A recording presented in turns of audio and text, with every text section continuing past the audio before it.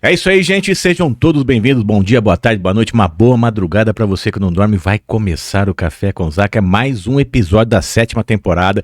E dessa vez, antes de mais nada, eu quero agradecer meus patrocinadores, né? A Luciana Magazine, a Merlin Brindes, a Mercavejo Brasil, ao pessoal da Academia Estúdio Vita, a Netflix, o Regional, a Vox FM e a você também. Quer patrocinar o programa? Entre em contato. E o Empório Abadesco também. Um abraço pessoal da turma do Mar aí. Muito obrigado. É isso. Põe na tela principal, eu quero falar com o Ivo Pinfield Júnior, né? Júnior. Exato, Júnior. Júnior porque deve ter familiar que eu quero saber disso aí, né? O meu pai é Ivo Pinfield, né? Ivo Pinfield, ele pai. É Ivo Pinfield, eu sou Júnior e meu filho é Ivo Pinfield Neto, um deles, né? Puxa, que maravilha. Tem 3 Ivos na família. Como é que você tá, tudo bem? Ótimo. Maravilha, falo que chegar aos 74 anos de idade, bem de saúde, cabeça boa, o corpo obedecendo, tá ótimo. E não ter vergonha de falar essa idade, né? Porque as pessoas falam, não quero falar, né? Chega na idade que a pessoa não quer falar. Exato, não. Quando a gente tá bem, a gente tem que propagar, divulgar um pouco do que tá fazendo. 74 anos? 74, é. Você sabe que eu entrevistei ele já foi presidente da Johnson & Johnson, foi a semana passada. O que ele falou pra mim? Uma coisa que eu achei muito engraçada, ele falou: Daniel, eu acordo todo santo dia e falo assim, hoje não, amém. Não foi hoje. Eu falei assim, hoje não amém. Eu falei, por que hoje não amém? Eu falei, porque a gente passa dos 70, que fala que até os 74, 75 é a data limite, né? Como que é? Vamos começar já desde o início da tua infância. O pessoal conheceu um pouco o Ivo Pinfield Júnior, porque eu falo, todo mundo sabe a verdade de cada um, né, Ivo? Cada um acha a vida de cada um bonita, triste. Mas... Exato, eles veem mais o dia de hoje, né? Ou os últimos anos, né? Então não sabe realmente da história. Por isso que eu quero parabenizá-lo pela ideia desse programa, né? Dessa entrevista, que ela resgata muita coisa que fica lá para trás. Então nós vamos procurar lembrar um pouquinho de algumas coisas que acontecem aqui. Vamos lá, então. Quem é o Ivo, pessoal? O Ivo Pinfield Júnior da infância. Quem que foi aquele menininho? A mãe pegou você no colo, começou a chorar. Cabeçudinho, não era? Careca, como que foi? Veja bem, eu era um bebê carequinha, meio gordinho, e nós éramos em 5 irmãos, né? Você nasceu aonde? Eu sou o terceiro, em Catanduva. Catanduva. Eu sou o terceiro filho, depois vieram mais 2 irmãos, né? E então... nós fomos criados como a maioria da época, jogando bolinha de gude, ralando os joelhos de bicicleta, jogando bola descalço, aquelas brincadeiras todas que a gente fazia, tomando chuva, correndo, que era bem diferente de hoje, né? E seu pai era o quê? Seu pai, sua mãe? Papai tinha máquina de café, onde a esquina da 24 de fevereiro com a Minas Gerais, hoje está a Droga Raia ali. Sim. Aquele lugar era uma máquina de café. Papai era sócio do Irã Silva e do Davi Fusco, né? E eu também não saía de lá, aquelas sacarias, aqueles montanhas de saco de café cheio, né? Subia naquilo lá, foi muito bom, uma época excelente. Você era já empreendedor com que idade já? Começou a frequentar? Porque é empreendedorismo isso aí. O despertar para mim foi, meu avô, Eduardo Pinfield, tinha Casa Popular, juntamente com meu tio, filho dele, o Sidney Pinfield, que era ali na rua Minas Gerais, ali ao lado da Cacau Show, ali onde é. O que é Casa Popular? O que era isso? Era uma casa de armarinhos, era agulha, botões, tecidos, era isso daí. E o meu tio, que auxiliava meu avô, entrou de férias um mês aí, que saiu, e meu avô me convidou para eu ficar lá. Eu não nada de comércio, eu tinha 13 anos. Então eu fui, a minha primeira experiência no balcão, para sentir um pouquinho o que era o comércio. Lembrando que naquela época, pessoal, não tinha internet, não sei nem se tinha televisão. Tinha televisão, Ivo? Verdade, Tinha televisão já? Televisão não, televisão veio um pouco depois, né? 58, 58 já tinha televisão. E como é que vocês iam buscar cultura além da escola? Era biblioteca? O que era isso? Era jornais, era revistas, eram livros, eram coisas assim, rádio, alguma notícia que tinha, mas aí você tinha que escrever. O mais eram jornais, não tinha realmente essa facilidade que tem hoje. Eu digo que hoje, quem está aí nos assistindo, os jovens aí, né? Hoje é uma facilidade, cara. Você nem imagina como era naquela época. Era difícil. Eu lembro que eu vou cortar um pedaço aqui. Eu lembro que eu sou técnico de voleibol também. Depois nós vamos entrar nessa parte. Para eu ensinar os meninos e as meninas o que era voleibol, é difícil. Hoje você quer saber o que é voleibol, você vai lá na internet, tá lá. Você tinha que pegar uma revista. Não tinha nada. Então eu mandava eles buscarem recorte de jornais. Quando saía uma matériazinha, que o mais era futebol, né? Saía, eles recortavam e traziam um caderno para mim, para mostrar o que era o jogo. Senão não tem nem jeito de saber como é que era o jogo. Então não tem nem comparação com os dias de hoje, é outra maravilha. Então nós estávamos com 13 anos aí, o Ivo estava com 13 anos de idade, começou com o avô, então, a aprender a gostar disso aí? Com o avô, primeiro contato com o comércio. E eu gostei, achei gostoso vender, comprar, oferecer, atender.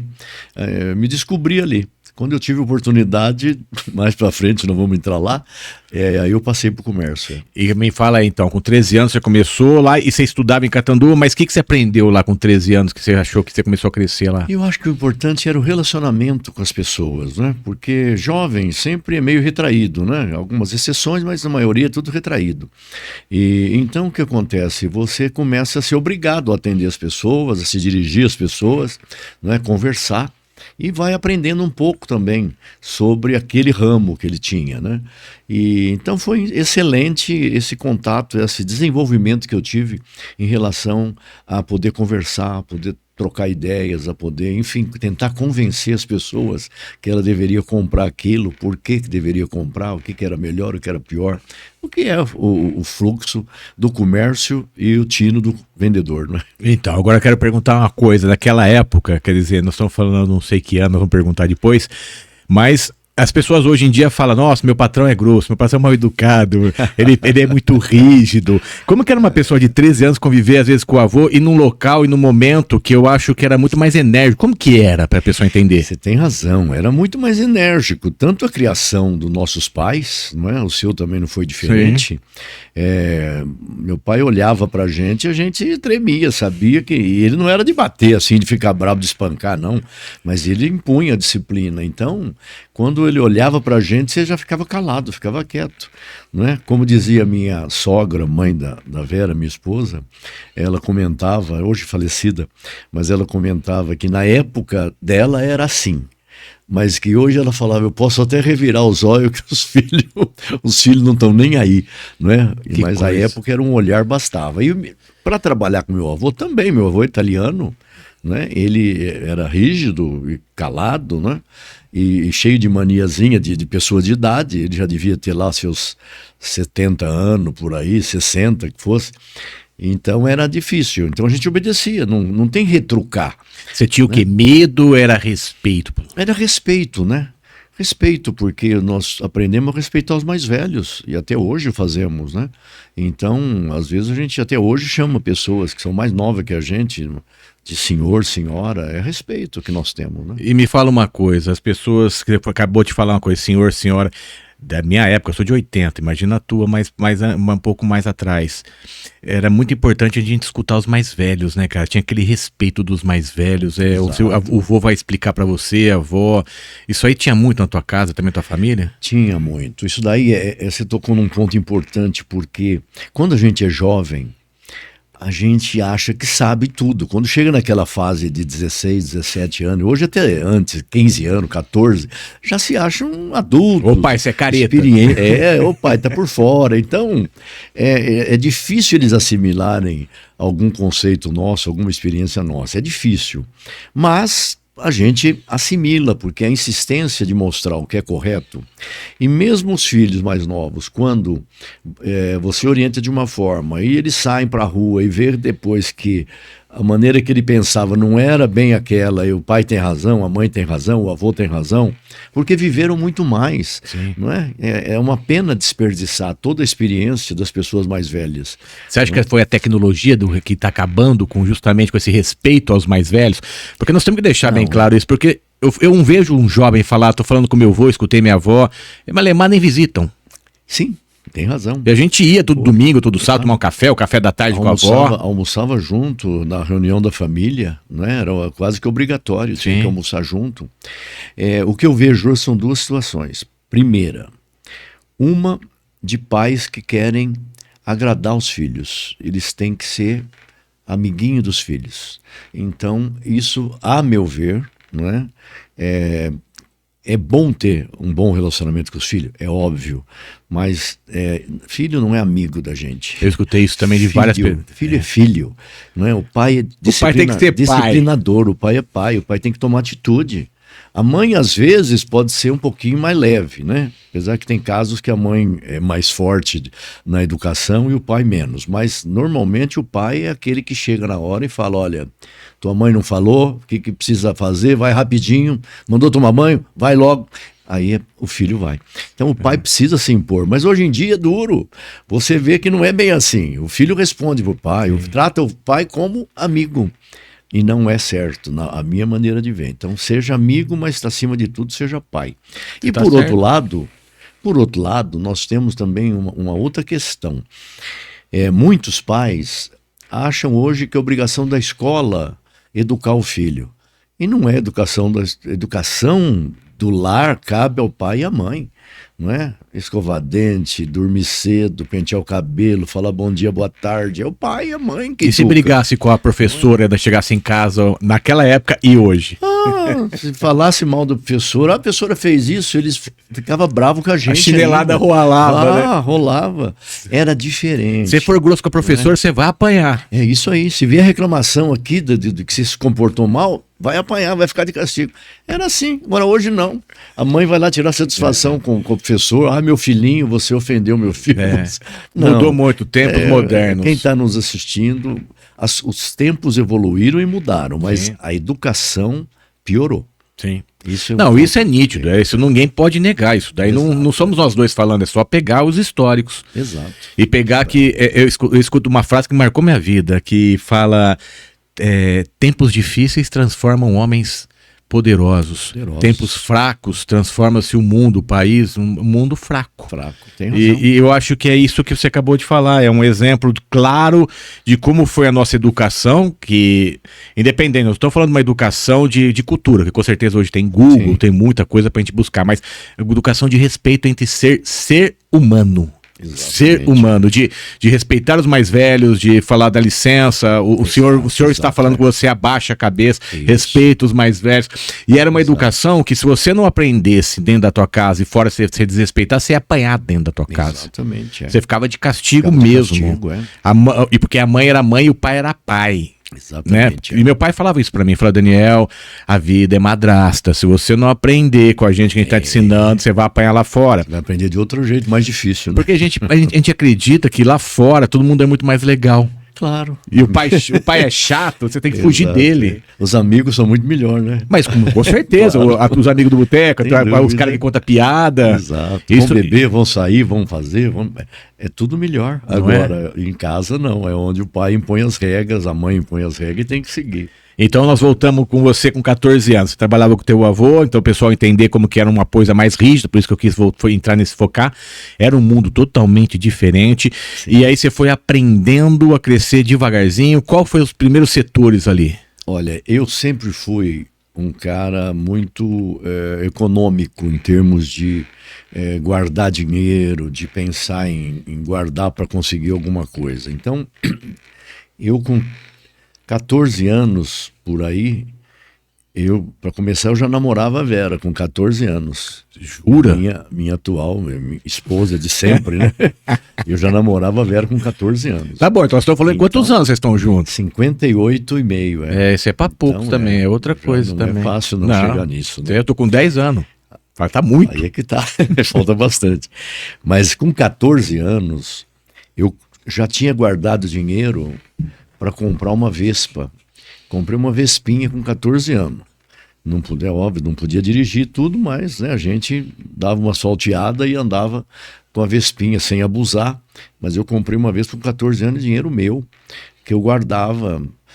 Para economizar algum dinheirinho, eu ganhava uma mesada do meu pai, por exemplo. Meu pai me dava R$5, não era reais à época, mas dava 5. eu guardava 3 e gastava 2. E fui fazendo meu pezinho de meia. Não tinha poupança naquela época em banco, foi no cofrinho, né? Cofrinho, né, cara? Cofrinho, é verdade. na época no cofrinho. E aí você vai, eu te mandei fazer uma caixinha de sapato e engraxava o sapato da família, dos familiares, tudo, e também ganhava um dinheirinho. Não Calma aí, lembro então o valor. você fazia o quê? Você era engraxate no começo? Pegava, também? mas não saía na rua. Meus pais não deixavam também, né? Mas eu pegava da família, ali, um parente que estava ali, tem sapato ali? Eu vou lá engraxar. Engraxava, ganhava um dinheirinho e guardava. Tudo era guardado, porque eu não gastava com nada, né? Então, com aquilo foi permitindo que com essa idade eu já tivesse comprado uma Vespa e a partir daí eu fui crescendo. Comprei um Gordini. Quando fui fazer faculdade fora, eu já tinha um Gordini que viajava para Ribeirão Preto, onde eu fiz faculdade. Com que Então, idade que foi que você foi fazer a faculdade? isso eu já era com 20 anos, 18 anos por aí eu já comprei, mas nós ia faculdade com 20, 19 anos por aí eu já fui fazer. Nossa senhora. Então, Então quer dizer, você tá falando umas coisas que tá me relembrando uma história do meu pai também. O pai pegava jabuticaba da casa da minha mãe, ia lá vender jabuticaba na casa do meu avô. Da minha avó Marinha, sei. na Rua 7, ia lá no Mercadão vender. Aí meu avô ficou sabendo disso. Ficou bravo. Ficou bravo. Então você vê que o jovem daquela época já estava pensando em conquistar Crescer, o teu. conquistar alguma coisa, é. Que coisa, Porque cara. era tudo mais difícil. Hoje, você vê os jovens de hoje, com a internet, com tudo que está aí, tem 1000 formas de ganhar dinheiro. Né? Mas na nossa época não tinha, não. Você tinha que trabalhar e ganhar. E como eu era novo para trabalhar, você tinha que ganhar de outras formas. Entendeu? E você era bom estudante? Você estudava, gostava de ler? O que Eu era era você? bom. Não era nenhuma sumidade, né, em termos de estudo, mas era bom. Eu gostava muito de português, matemática, o básico, que foi bom até hoje para mim, não é? E era basicamente isso daí, né? Eu fiz depois curso de contabilidade, técnico em Mas a contabilidade. faculdade que você foi fazer foi do quê? Faculdade, fiz educação física em Ribeirão Preto. Mas o técnico UERJ. foi antes. Foi antes. Fez técnico? Técnico era equivalente ao colegial da época, né?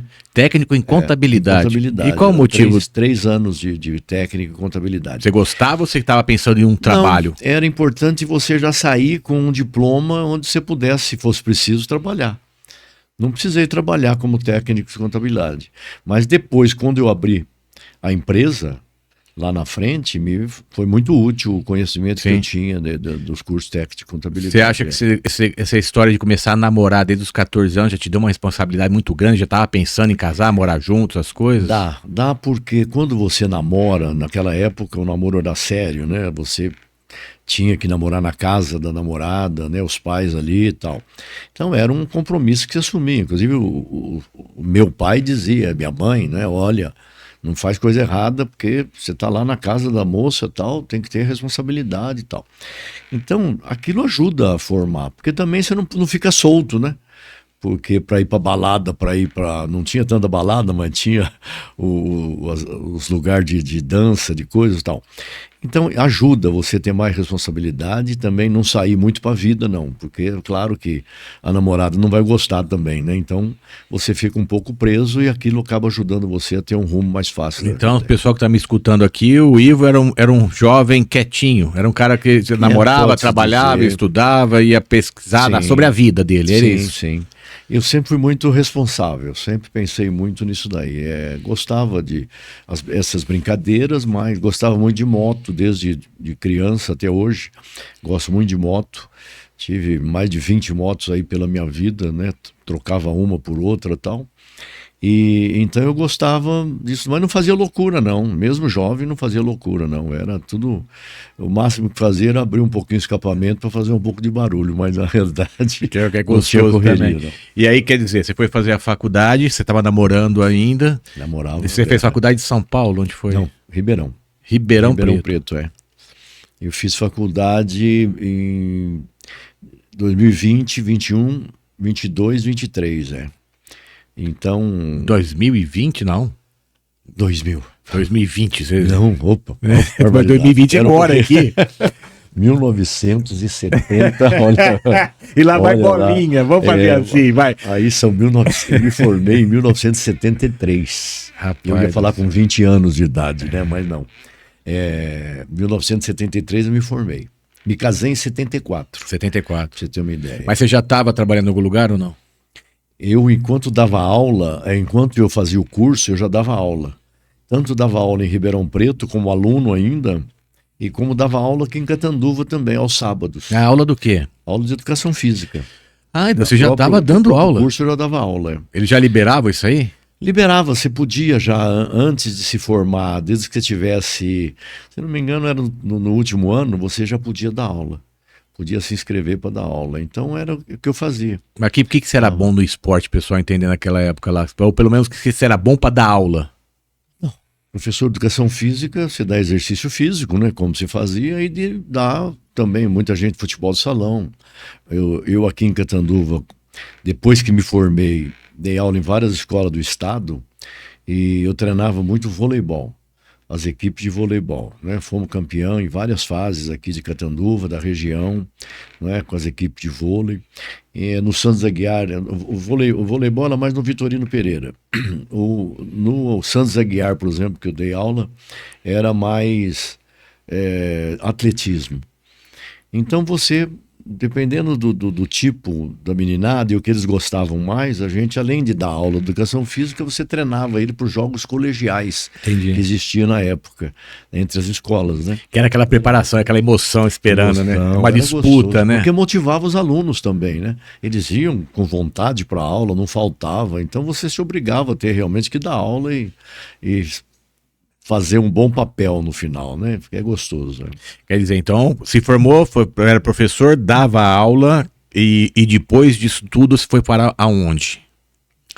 Eu dei aula até 1985, né? Daí lá se vão aí... Estava com 5 anos. Uns 12 anos, mais ou menos, né? Uns 12 anos de aula. De aula, sim. De aula. E aí... Já faz 40 anos isso. Já tá lá atrás, né? Mas aí, eu já tinha 3 filhos. Eu tinha 3 filhos. Eu casei em 74, né? Em 85, eu falei, preciso ganhar mais dinheiro, porque eu tinha 3 filhos já moço, pronto para entrar em cursos pagos, né? E aí, eu dava aula das 6 da manhã no Sesc, aula de condicionamento físico masculino, e até às 11 horas da noite. Eu dava aula na Faculdade de Educação Física também, das 7 horas da noite em diante. Então eu não tinha parada, eu tinha uma vespinha, uma lambretinha, e eu só parava para almoçar. 1 hora de almoço, 1h30 no máximo, e tudo era direto. E nessa época também aí podemos entrar depois num outro ponto que é importante destacar dentro dessa linha. Quando dei aula no Sesc, né, nós tínhamos outros professores também, amigos, que foram pioneiros também em alguma coisa. Antônio Lorival Lourenço, Toninho Lourenço, falecido. O Raul Figueiredo também, professor de natação, deu aula na faculdade, deu aula no Sesc. E o Zé Cassione. Zeca tá vivo ainda, amigo nosso. O Zeca que mora no apartamento. Eu conheço ele, gente boníssima. Boa gente. E o interessante de destacar que nós todos estávamos no Sesc. E nós começamos, é bom que vocês que assistem aí e não têm noção dessa ideia, os primeiros professores nós chamávamos ginástica feminina, não é? Não tinha academia na época. O Sesc tinha uma academia desde essa época. E aí, então, nós dávamos condicionamento físico masculino e ginástica feminina. Era separado? Separado, mas aí já era para adultos. Aí não era aula para crianças. Aí foram os primeiros grupos formados. Como hoje você tem grupo... Hoje a academia é tudo junto. Mas, na época, nós tínhamos um grupo de senhoras da sociedade aqui, e também comerciárias também, que nós damos aula de ginástica feminina e também o condicionamento físico masculino. Então isso é importante. Quem iniciou, quem teve essas ideias no início, e era difícil porque não se tinha essa cultura. Os pais não era deixavam, costume, era difícil, proibia. era um problema. Então os maridos também não deixavam. Sim. E eram homens que estavam dando aula para mulheres, não é? Hoje as pessoas estão Todos falando isso, a molecada, a mulherada vai com aquelas roupas apertadas, tudo, e vai. É outra É coisa. uma né? outra época, eles não estão imaginando o que você está falando. Não, eles não imaginam. Era complicado, era difícil, porque era uma inovação. Não existia o que tem hoje, que é tudo normal. Na época não era normal. As senhoras não tinha só uma escola, que era o SESC. Depois aí começaram a abrir outras, a Spin Center também abriu, que até hoje existe a Spin Center. Na época era com a Mariângela, as irmãs dela, Marta e Espírito Santo, a irmã, Mariângela, irmã da Marta, e a Leca também. Nossa. A irmã. Hoje quem toca é a Leca. Então quer dizer que vocês foram os pioneiros dessa mudança. Fomos pioneiros. E tem mais. Nós, e tínhamos várias turmas, hein? Não era uma turma só, não. Começou com uma, mas tínhamos várias turmas. Mas isso não dá problema para vocês no começo, não? Não tinha uma problema confusão? não. Era só questão de quebrando paradigmas, né? Você tinha que quebrar costumes. Mas era tudo numa boa, nunca tivemos problemas, não. Cada vez não ficavam agressivos, não vai fazer, o que você está fazendo é um absurdo. Não tinha isso. Eu acho que era, vamos dizer... era bem aceito, foi devagarzinho, mas era bem aceito. Cada vez chegavam mais mulheres querendo, uma falava com a outra, porque também não tinha internet para divulgar, né? E lembrar que isso era uma liberdade para elas que elas não tinham. Não tinham também, porque não era costume sair de casa e fazer ginástica de malha, né? Era tudo malha, né? Porque os pais preparavam literalmente, era verdade isso ou não? Os pais preparavam as mulheres para casar bem. Para casar. Era isso. Exatamente, era uma cultura mais voltada para a família. Eu tô falando para as pessoas entenderem isso aí. Essa liberalidade, né, foi um avanço que se teve naquela época lá. Mas depois nós abrimos, enquanto isso continuava, nós damos aula no SESC de natação. Dávamos aula de condicionamento masculino, condicionamento feminino, tínhamos equipe de voleibol, tínhamos equipe de basquete. Antônio Lourenço tinha uma equipe que era bancada pelo J. Marino, chamava J. Marino, uma equipe de jovens. Nós tínhamos uma equipe de vôlei que o Miguel Elias que bancava, ele na época tinha a revendedora Chrysler, né? Então eles bancavam o time feminino. Você vê que daquela época nós já trabalhávamos com patrocinadores. Porque tinha que movimentar a cidade. Tinha, e não era costume, hoje é comum, mas na época não tinha pegar patrocinador para patrocinar. Existia vitrine.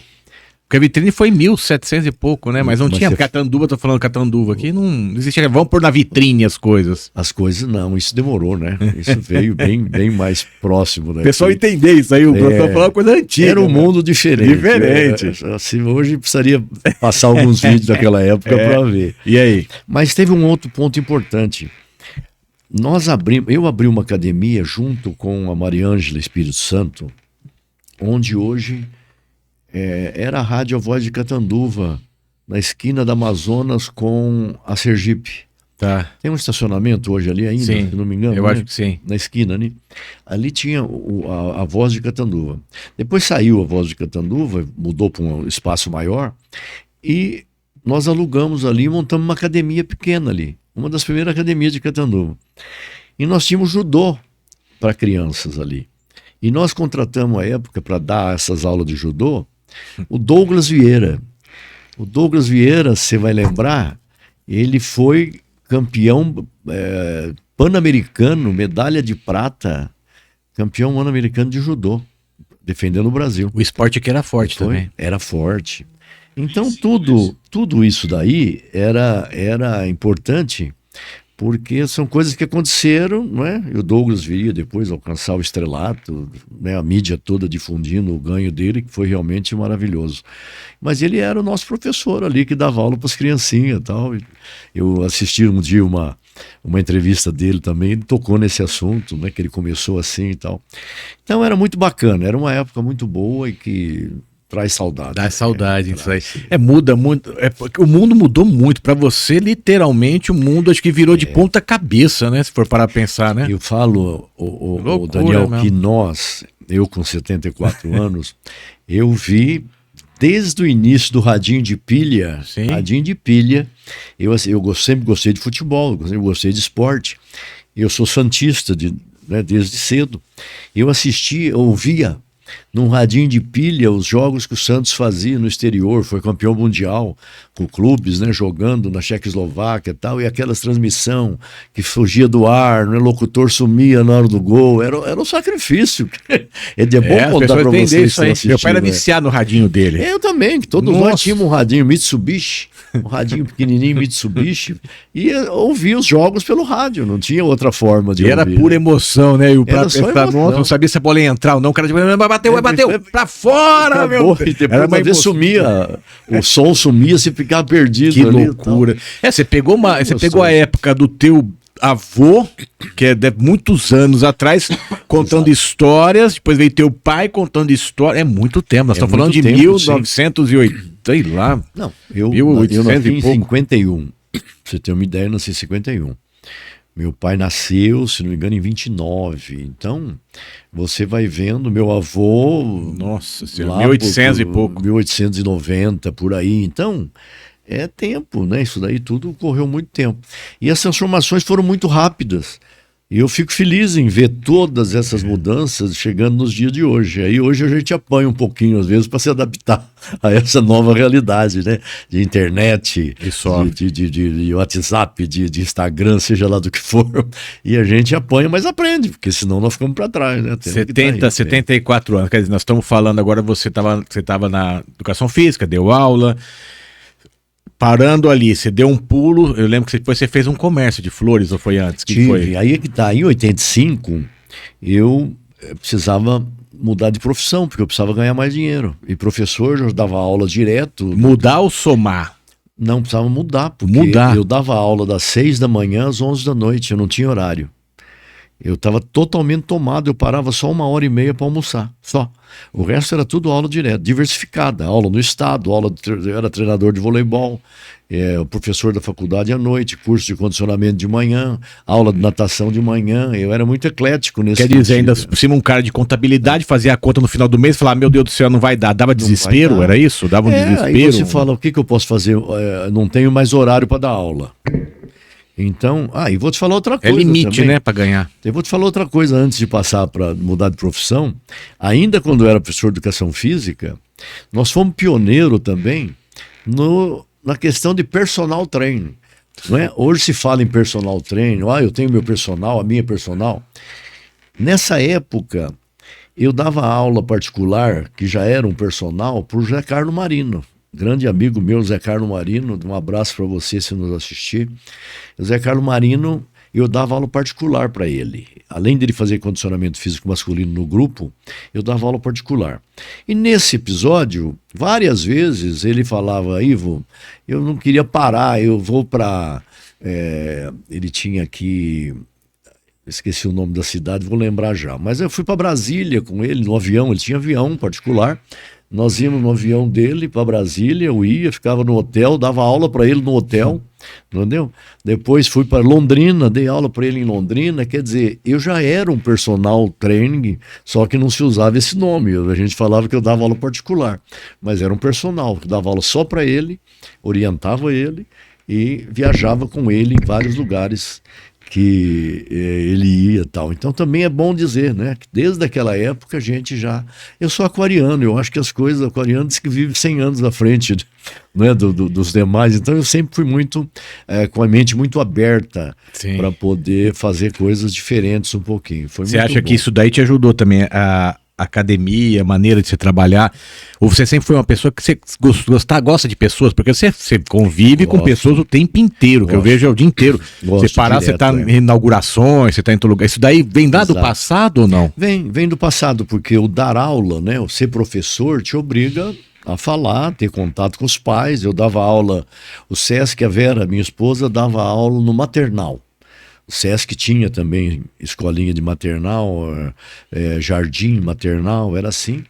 A Vera coordenava essa escolinha e eu dava aula. Ele já tinha aula de educação física, essa meninada, e eu era um dos professores. Às vezes o Zé Cassione também chegou a dar, o Toninho e tal, o Raul, mas a gente dava aula para essa meninadinha. Você aprendeu a ter paciência Então, lá ou você já era um cara paciente? não, eu sempre fui calmo, muita paciência, muita calma. Então isso aí foi bom. Depois você só vai aperfeiçoando, né? Vai chegando no momento que você entende que aquela postura é a postura correta e a gente procura melhorar. Mas quando chegou 85, que eu tive que mudar de profissão, eu gostava do comércio. Origem do meu avô, daquele período pequeno que eu Só trabalhei falou lá com dos meu 13 avô. anos, 14 anos, Exato. aquele comércio ainda Aquele estava período. dentro de você. Tava na cabeça ali. Aí eu falei, mas vou fazer o quê, né? Aí eu gostava muito de plantas já. Já gostava. Eu tinha algumas plantas em casa. Eu tinha a Vera que gostava também, né? Então vamos ver se a gente abre uma loja de plantas. Como eu gostava de plantas, naquela época você precisava de um vaso, você ia buscar na cerâmica. Você precisava de terra, você ia buscar em outro lugar. Você precisava de adubo, era outro lugar. A planta era em outro lugar. Flor era em outro lugar. E eu passava por tudo aquilo. Isso é lógico. Hoje a pessoa, ah, não, hoje estou em tudo, né? Mas Aí é que tá. Então aí entra um outro ponto importante também, que a gente foi pioneiro. É importante saber disso, tá vendo? A pessoa não sabe, acha que o Ivo é só sindicalista, não. O que acontece? Nós, na minha cabeça tinha o seguinte, por que não fazer, não concentrar num lugar só, tudo isso, facilitar para as pessoas? Então na minha cabeça estava, eu quero montar um tipo de um supermercado de plantas, na minha cabeça era aquilo. E ficava, como eu estava trabalhando ainda, né, dando aula, a Vera também trabalhava no Sesc, então nós não avançávamos com aquilo, estava na cabeça. Um dia eu abri uma revista de jardinagem e na contracapa eu vi escrito: inaugurado o primeiro supermercado de plantas no Brasil. Chamava Adubon. Era na Vila Prudente, em São Paulo. Aí foi, opa, E eu falei, opa, é isso daí que eu quero, né? acendeu a luzinha já. Peguei e falei, eu vou lá ver. Peguei a Vera um dia e fomos para São Paulo, no Adubon. E vimos que eram metade daquilo que eu tinha na cabeça, mas já era uma uniãozinha e era o nome do supermercado. Então, voltei para cá e falei, eu vou criar um supermercado, o segundo supermercado de planta do Brasil. E fizemos a Mil Flores, que foi o segundo supermercado na esquina da rua Rio de Janeiro. Que ano que foi isso? Isso aí comecinho? Isso foi em 85, 86. 85 lançou e nasceu a Mil Flores. Mil Flores. Mil Flores. Ela ali na esquina da Brasil, você vai lembrar, porque foi nessa época. E aí, então, era uma esquina com alambrado, então todo mundo que descia do Genópolis passava por ali. Era um ponto comercial muito bom. E foi excelente, maravilhoso. Foi muito bom para nós. Aí cresceu, foi muito rápido a Mil Flores, porque tinha de tudo ali. Tinha ferramenta, tinha flores, tinha vaso, tinha presente, tinha muda de fruta, tinha tudo que você imagina. Mas ali trabalhava você e a Vera? Eu primeiro só eu, a Vera continuava no Mas você foi sozinho, contratou alguém? Você começou a tocar? Aí contratei funcionários, né? Mas logo depois o movimento era muito grande, não dava nem tempo de almoçava na loja com marmita, porque não dava para sair, era muito grande o movimento. E foi crescendo, rápido. Aí falei para Vera um dia, Vera, você precisa vir trabalhar comigo. Ai, mas eu estou no Sesc, ela sempre adorou o Sesc, né? E aí falou, eu não queria sair, não, mas você precisa sair, senão eu vou ter que contratar uma outra pessoa para fazer aquilo que você pode fazer. Bom, muito a contragosto, ela acabou saindo do Sesc e veio trabalhar comigo e ficou, até enquanto eu tive a loja, ela ficou comigo.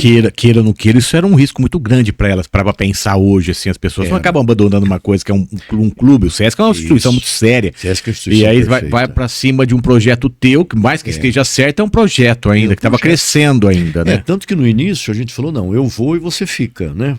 Garantiu um saláriozinho fixo ali, estamos lá. Mas como deu certo e estava evoluindo, ela veio. Aí o que aconteceu? A Vera cuidava da parte de decoração de festas, decoração de salão de festa, de igreja, a parte de coroa de flores para velório, toda essa parte de floricultura nós tínhamos. Aí eu abri uma outra loja do lado da minha casa, era Mil Flores 2. Ah, eu lembro muito daquela lá, que é perto do cemitério ali. Isso, era do lado da minha casa, onde eu tenho salão até hoje, embora alugado para outras atividades. Mas nós fizemos a Mil Flores 2 ali, onde eu tinha câmara fria, tinha a parte de floricultura, tudo era mais lá. E lá embaixo, na Brasil, eu fiquei mais com a parte de plantas e... Mas por que você quis montar o 2? Estava pequeno o lugar? Eu tive pequeno, lá não cabia Ficou tudo pequeno. isso. Eu tive uma câmara fria para poder armazenar as flores de corte. Então as flores de corte tem que ficar na câmara fria, com os pés dentro de água, né, para poder conservar um tempo um pouco maior, para poder não perder tudo rapidamente. Então, na Mil Flores 2... e a Mil Flores original, que era lá na estação. Então a Vera cuidava dessa parte e eu cuidava da parte de jardinagem. Eu fazia jardins. Eu fiz jardins até em São Paulo, cheguei a fazer jardim. Mas com as tuas próprias mãos, você ia lá, fazia mesmo? Eu tinha uma equipe de jardinagem, mas eu que orientava. Eu fazia o projeto, eu orientava onde plantar, enfim, partia já gostava tudo de disso, mim, né? Gostava. E eu fui cada vez conhecendo mais, estudando, analisando e tal. Então nós trabalhamos com isso, eu com essa parte, além disso a parte administrativa, eu tinha uma gerente que me ajudou muito também, a Rogéria, trabalhou muitos anos comigo, e a Vera cuidava dessa parte de flores e era um trabalhão danado, não tem sábado, não tem domingo, não tem noite, porque se morre alguém na madrugada ou de noite, você tem que fazer coroa e mandar no velório, tem que levar, a gente mesmo levava, não vai pegar funcionário. E não tinha muita empresa desse estilo.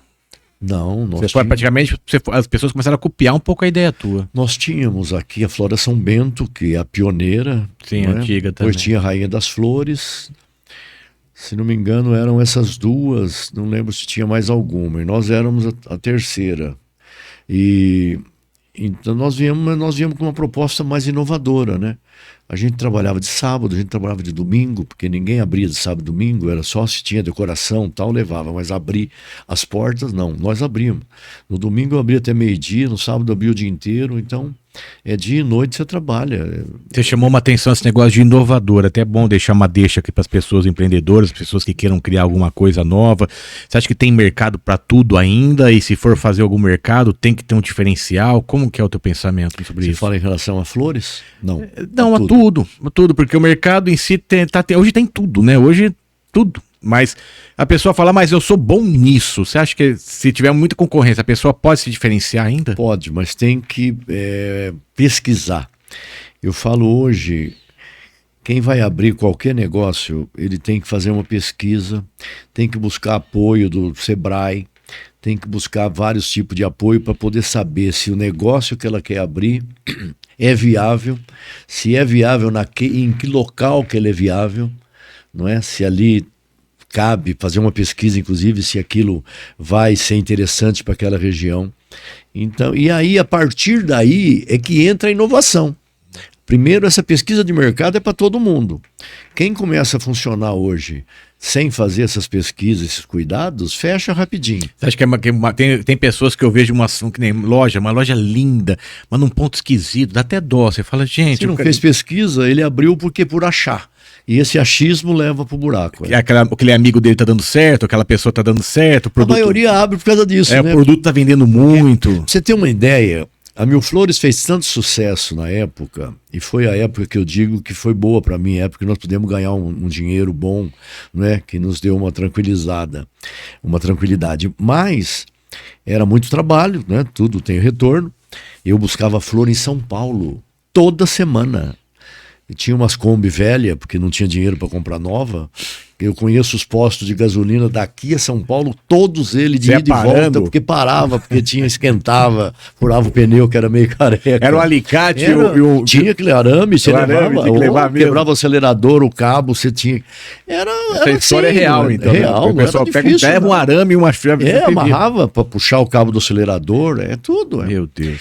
Então, as coisas, estourava pneu, a Kombi carregada, fundiu o motor uma época, voltando de São Paulo, parei perto de Jundiaí, tive que deixar carregada a perua até na boca, tive que trocar o motor, não tinha dinheiro para trocar, era uma guerra. Mas tudo faz parte da história. Sim. E tudo nos engrandece, é uma experiência que faz você crescer posteriormente. E hoje achar que os problemas se tornam pequenos, né? A gente hoje resolve com facilidade, como você também. Então, tudo isso daí é uma somatória que foi nos levando a crescer. Eu cheguei a ter 5 lojas ao mesmo tempo, todas pequenas. Eu tive uma no shopping, era uma gôndola no meio do corredor do shopping. Flores, tudo nós estamos falando é de flores. Era 5 lojas. a parte da Mil Flores ainda. Isso. 5 Então, lojas a Mil loja, Flores. então, ela ficou em 5 lugares. 5 lugares. Eu tinha lá a inicial, original, na estação, né? Lá em frente à estação. Sim. Tinha do lado da minha casa 2. Eu tinha uma no shopping. Eu tive outra na Avenida São Vicente de Paula, onde o Antunes abriu um supermercado. Sim. Em frente ao Ikegami. Hoje não é mais ali, mas na época tinha um quiosque na frente. Tem até hoje ali. Ali também foi uma Mil Flores. Você expandiu bastante. Expandi. Então. Tinha uma estrutura muito boa. Eu tinha 15 funcionários, tinha 5 conduções, tinha uma estrutura boa. E tinha o depósito central, que era uma chácara que eu tinha na Rua Atalaia, não é? Onde ali eu tinha toda a parte de armazenamento das plantas, o estoque de plantas vivas. Né? Um caseiro que cuidava de tudo isso. Então era uma estrutura muito grande. Me chamou a atenção, você falou em 15 funcionários. Você consegue me ajudar as pessoas a identificar por que nós estamos vivendo uma época tão difícil de ter funcionários? Você falou em 15 funcionários. Tenho certeza que esses 15 ficaram muito tempo lá. Não era coisa de 3, 4 meses, 5 meses. Hoje 5, 6 meses é muito para as pessoas, ela vai embora. É verdade. O que você acredita, assim, no teu pensamento, a diferença? Por quê? Porque nós somos seres humanos, o que mudou tanto? Foi a evolução tecnológica? O que é? Essa evolução, ela influenciou, sem dúvida nenhuma. Mas nós tínhamos uma concepção, à época, de trabalho. Todo mundo tinha que trabalhar. O pai já passava para o filho, você vai estudar. Se você não for estudar, você vai trabalhar. Não tinha boa vida, você sabe disso. Não tinha ficar em casa até 20, 25 anos, ficar em casa. Que isso, cara? Com 13 anos comecei a trabalhar. Não existe isso, né? Com 13, 14 você vai trabalhar. Você tinha que trabalhar. Tinha que trabalhar. Teu filho está trabalhando ainda? Não era assim uma cobrança? Você tinha isso daí logo cedo, trabalhar. Então, quando o pai tinha uma condição de falar, não, você vai estudar, então tudo bem, você não vai trabalhar, mas você vai estudar. E tinha que estudar. E quando não vai estudar, não gosta muito de estudar, não tem problema, você vai trabalhar. Então era uma obrigação. Você já saía com aquela cabeça já formada. Tinha o direcionamento, ninguém dificilmente saía abre aspas, um vagabundo. Não saía, não tinha era como. muito difícil. Ou a pessoa estudava ou ela trabalhava. Eu trabalhava, não tinha saída, porque senão você ia ficar vagabundo, o pai te botava para fora de casa, porque não você não trabalhava, ia ficar lá na boa vida, não tinha.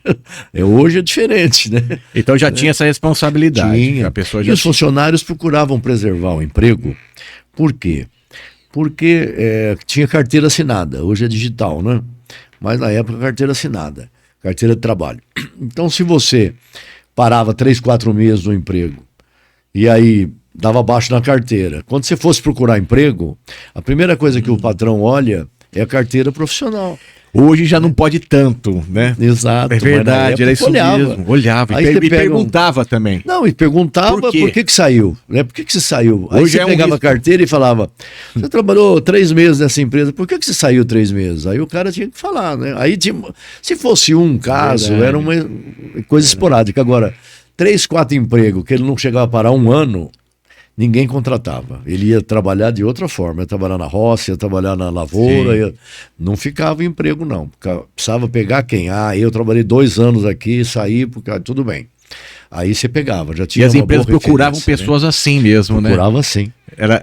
Então você era praticamente meio obrigada a fazer um currículo. Era um currículo. Exato. As pessoas pensavam no histórico, Exato. né? Você buscava não posso manchar minha carteira de trabalho. Era isso daí. Falava-se muito nisso. Lembrei. Se fosse fazer experiência, eles falavam, então vamos fazer experiência, o senhor nem registra, verdade, porque eu não quero manchar minha carteira de trabalho com um lugar que ficou 2, 3 meses. Não queria. Isso já criava uma responsabilidade de ficar mais tempo. Eu acho que era isso, sim. Mas é verdade. Você pegou uma deixa outra, aí. Você não saía por qualquer coisinha. Eu lembro, olha, veja bem, oficina mecânica. Os pais colocavam os filhos para aprender profissão. Marcenaria. O pai colocava os filhos para aprender a ser marceneiro. E os filhos chegavam com 11, 12 anos, já ia, 13 anos, ia trabalhar, aprender profissão. E ganhava muito pouquinho, porque o patrão fazia um favor pro pai, colocando o menino para trabalhar ali, e dava um saláriozinho pequeno para ele, porque ele ia aprender no futuro ganhar seu pão com aquilo que ele aprendeu lá. Então não tinha esse negócio de o patrão me tratou mal, o patrão, não tinha isso não. O patrão chegava a dar tapa na cabeça do engole, funcionário. fica e continua. Engole o choro e toca. Era uma outra realidade. Sim, sim. Não é? Era daquela época. Hoje é diferente, mas naquela época era desse jeito. Não é? E tava tudo bem. E dava tudo bem, Todos porque chegava em casa e isso. reclamava, o pai não pegava no colo e passava a mão na cabeça. Era aquela frase, vira homem, rapaz, pelo amor de Deus. Vira homem. Fica forte, seja forte. Verdade, supera isso daí. A vida é madraça, você vai ficar aguentando isso aí, depois você vai apanhar mais. Exato. E falava, não vou trabalhar, mas vai trabalhar. Acorda, tô com dor de barriga, levanta de barriga e vai. Se você quiser almoçar, você vai trabalhar e volta para almoçar, senão não almoça. É verdade. Era uma linha dura, era uma coisa dura. diferente. E também ninguém morreu por isso. Hoje é todo mundo preso. Na verdade, vamos resumir isso mesmo. Os pais hoje estavam tudo denunciado. Estava denunciado, preso, processado. Olha que loucura, que mundo. Mas o bom que é? Que todo mundo tá aí. Meus filhos são uma maravilha, foram criados mais ou menos assim. Com certeza. Enfim, é tudo assim. Era da época e ninguém morreu por causa disso, não. Ninguém tem trauma por causa disso. E precisava sim, infelizmente, precisava ser um pouquinho mais salinhadeiro no mundo hoje, que é um mundo mais leve, né? E as pessoas, por mais que falam que é pesado, nós vivemos um mundo muito mais leve do que do passado. É muito mais fácil o mundo hoje. Eu casei, você também não deve ser diferente. Eu casei, financiei minha casa, não é? Como muita gente faz hoje.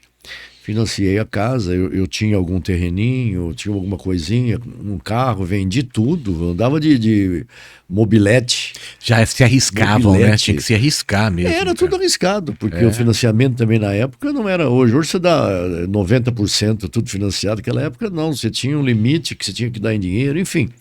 Mas eu mudei para minha casa. Os muros da laterais não tinha, eu precisei fazer muro depois. Primeiro eu mudei, depois foi.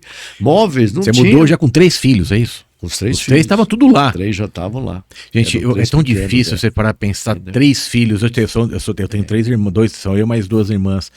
A vida não era fácil. Agora, vida com 3 filhos, essa mudança radical. Né? Depois você foi como florista, né? Exato. Aí você montou, evoluiu. E quando é que foi que você decidiu, falou assim, agora eu vou dar um tempo na minha vida, vou parar com isso? Como é que entrou? Não. Qual que foi a próxima fase disso aí? Quem foi o Ivo depois disso? É bom você falar, né? Nesse episódio ainda como empresário, né? Como comerciante,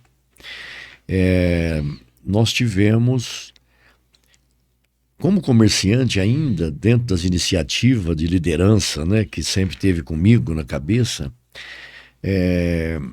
eu fui, eu comprava flores toda semana em São Paulo, ainda é bom fazer esse adendo, e era uma dificuldade em São Paulo, chegar lá no Ceasa e tal. Mas aí abriu um Ceasa em Campinas, ele começou também a ter um comércio de flores, igual São Paulo. Tá. Então eu comecei a ir para Campinas, era um pouco mais perto, era mais fácil para entrar e sair, era na Dom Pedro ali, o Ceasa. Então era mais fácil. E ali nós começamos então a participar e tal. Os vendedores de flores tinham uma associação dentro do Ceasa, Associação dos Vendedores Permissionários de Flores. E nós, compradores, cada um da sua cidade, não tínhamos nada, a gente ficava na mão deles. Aquilo veio na minha cabeça, eu falei, vamos formar uma associação dos compradores de flores, do Ceasa de Campinas.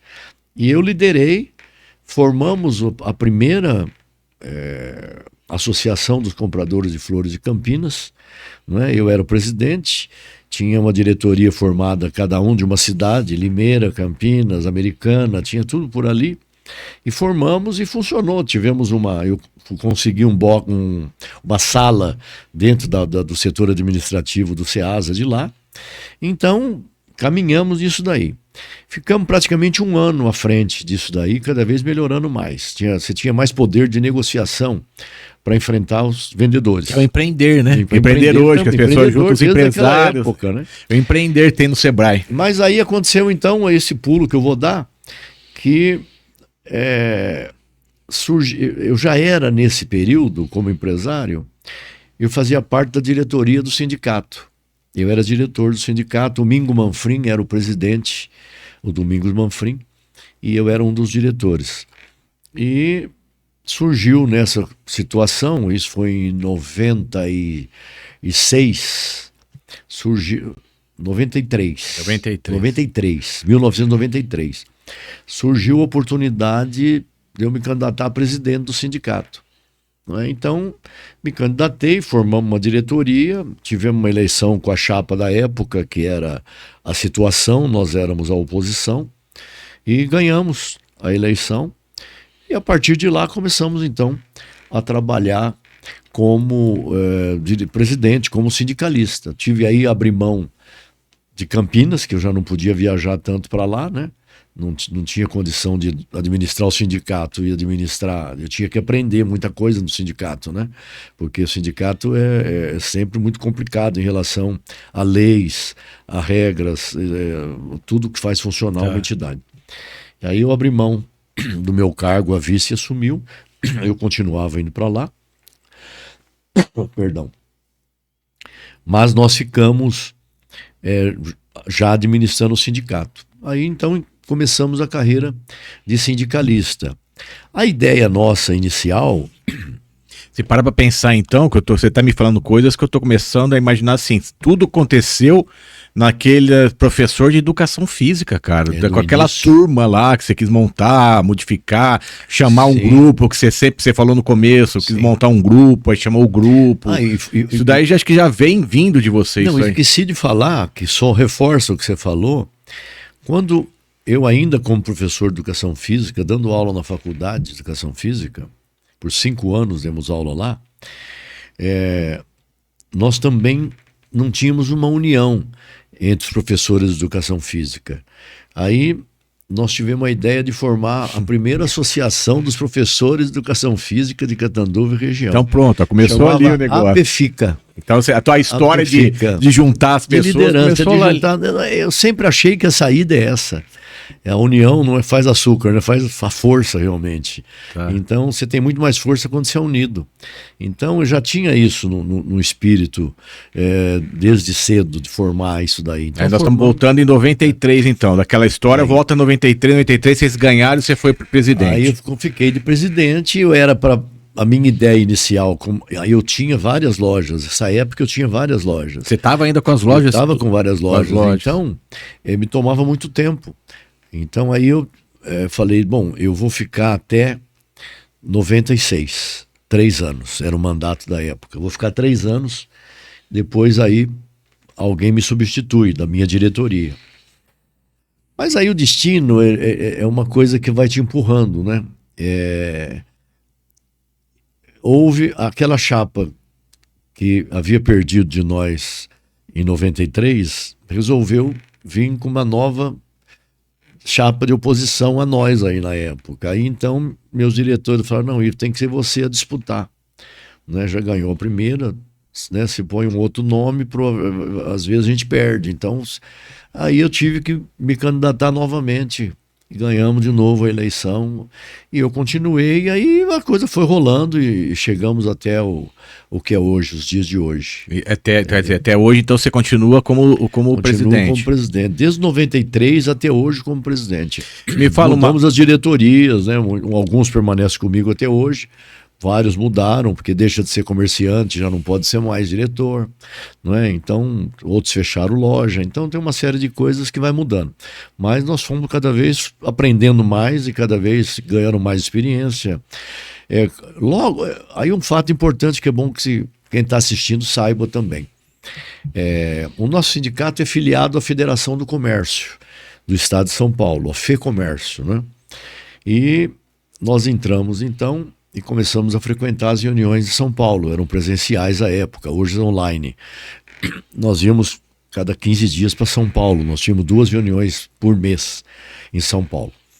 E em São Paulo, a federação ela congrega todos os tipos de ramos de comércio, a federação. Tá. O nosso é comércio varejista, é só específico para varejista.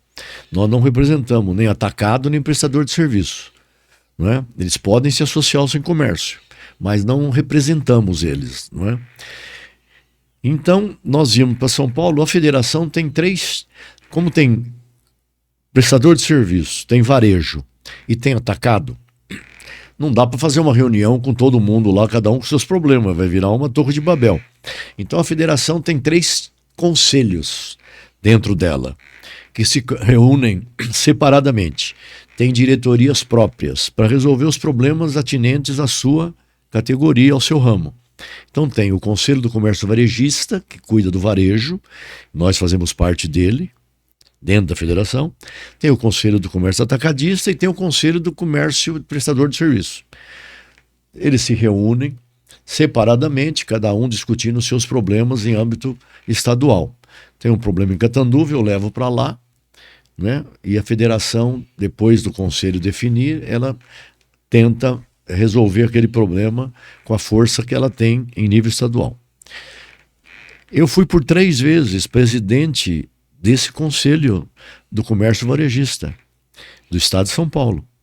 Então são 3 anos. Eu fui presidente. É convite ou você... Não, é eleitoral, é disputa. Disputa? Você vê como é que é. Eu cheguei na federação em 96.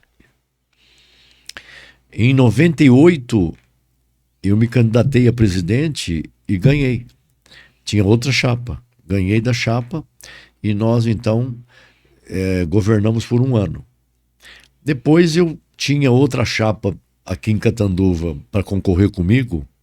Eu então tive que, não fui à reeleição em São Paulo, porque é complicado. Lá em São Paulo tinha uma diretoria também, composta por sindicatos Entendi. do Estado de São Paulo, Entendi. 7 diretores. Então eu tinha reuniões em São Paulo, tinha reuniões de diretoria em São Paulo, eu ia quase toda semana para São Paulo, era puxado. E tinha meus comércios aqui. Ainda estava os 5 aí? Tinha, e estava no sindicato, tinha meus comércios. Eu não lembro se a época eu já estava com 5 ou já estava fechando alguma, diminuindo. Mas era essa correria louca. Aí depois que passou isso, que eu fui reeleito aqui em Catanduva, em 2004 eu fui presidente de novo, né? Pediram para eu me candidatar novamente, eu me candidatei em São Paulo. Ganhamos, tinha outra chapa também.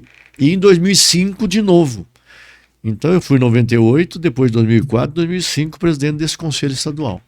E foi uma experiência fabulosa. Viajava muito para o Brasil todo, participando de congressos, representando a federação em Brasília, reuniões com os secretários de ministro, né? Diretamente com o ministro não, era mais o presidente Abram, que era o presidente da federação, mas em nível de secretariado, éramos conosco mesmo. Então, foi uma experiência muito gratificante, não é? Esses contatos todos. Você não parava, então, no lugar, cada hora estava por lugar. Era muito puxado. E eu fui conhecendo autoridade, né? Conhecia os presidentes da Fiesp, o presidente do Congresso, o presidente do Senado. E você tem foto com todos eles da época, né? Das viagens que fazia, reivindicações. Então, foi uma experiência muito boa, né? Essa vivência, um pouco da vivência política, sentindo como é que é um pouquinho esses meandros da política. Literalmente é política. É uma política, não é nacional, mas é. Uma época, vou contar uma passagem só, que também é bom, quem é mais antigo vai lembrar.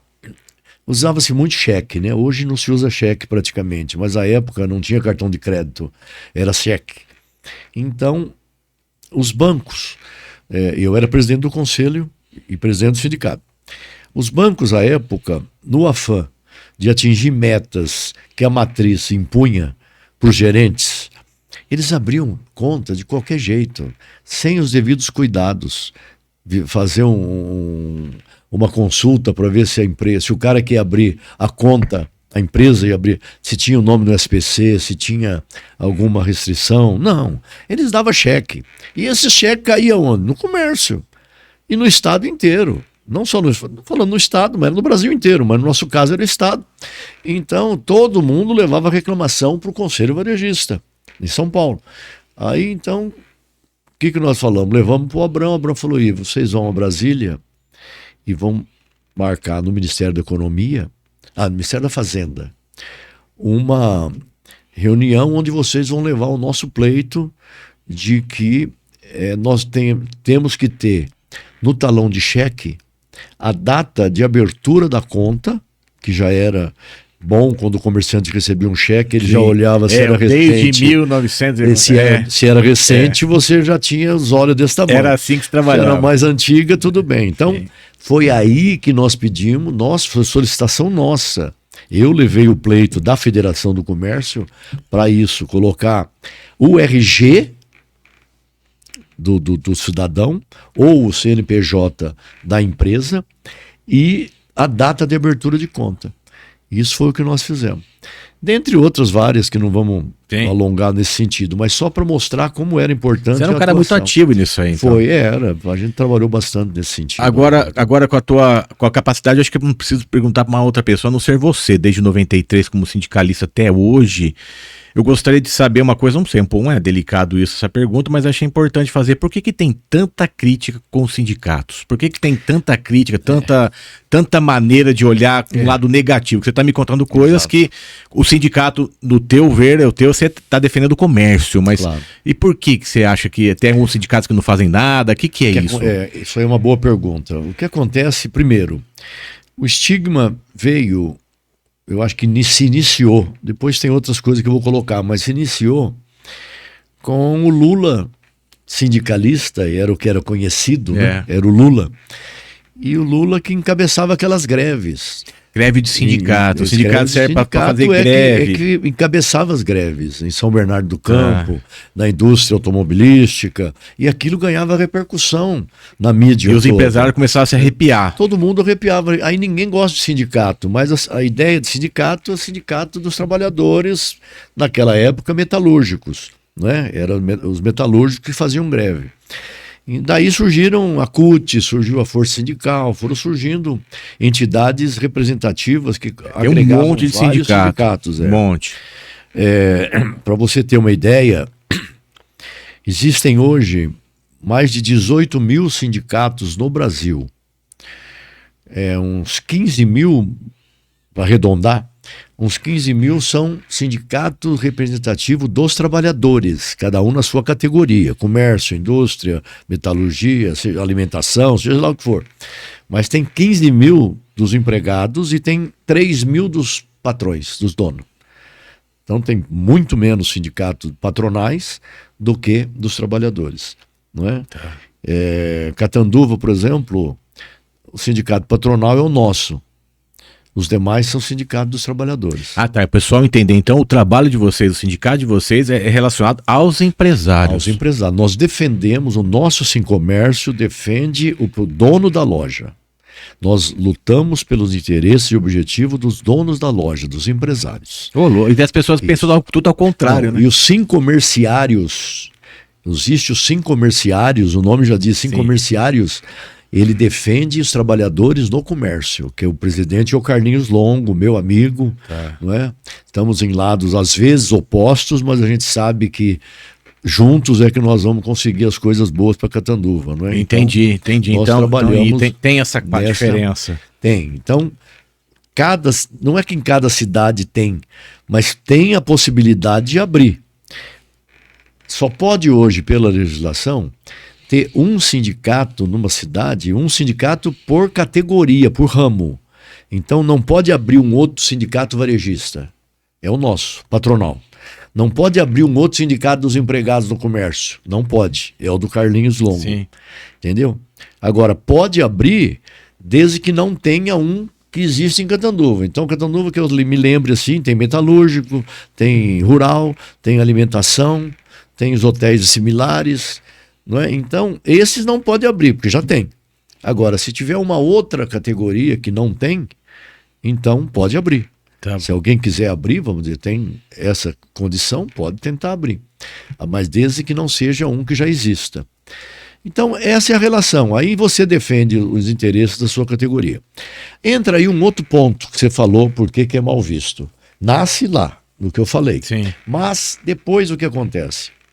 Grande maioria dos sindicatos, e há que se fazer aí um reconhecimento, né, de que a grande maioria desses sindicatos que estão aí, 18 mil, não estou falando dos de Catanduva, estou falando dos do Brasil. Nós estamos falando nacionalmente. Nacionalmente. Não adianta, não é cutucar-lhe aqui, nós estamos falando não é pessoal aqui, todo, não é um todo, é um todo. No Brasil, a grande maioria dos sindicatos pouco ofereciam para a sua classe, seja patronal ou empregado, pouco oferecia, mas cobrava contribuição, a contribuição sindical.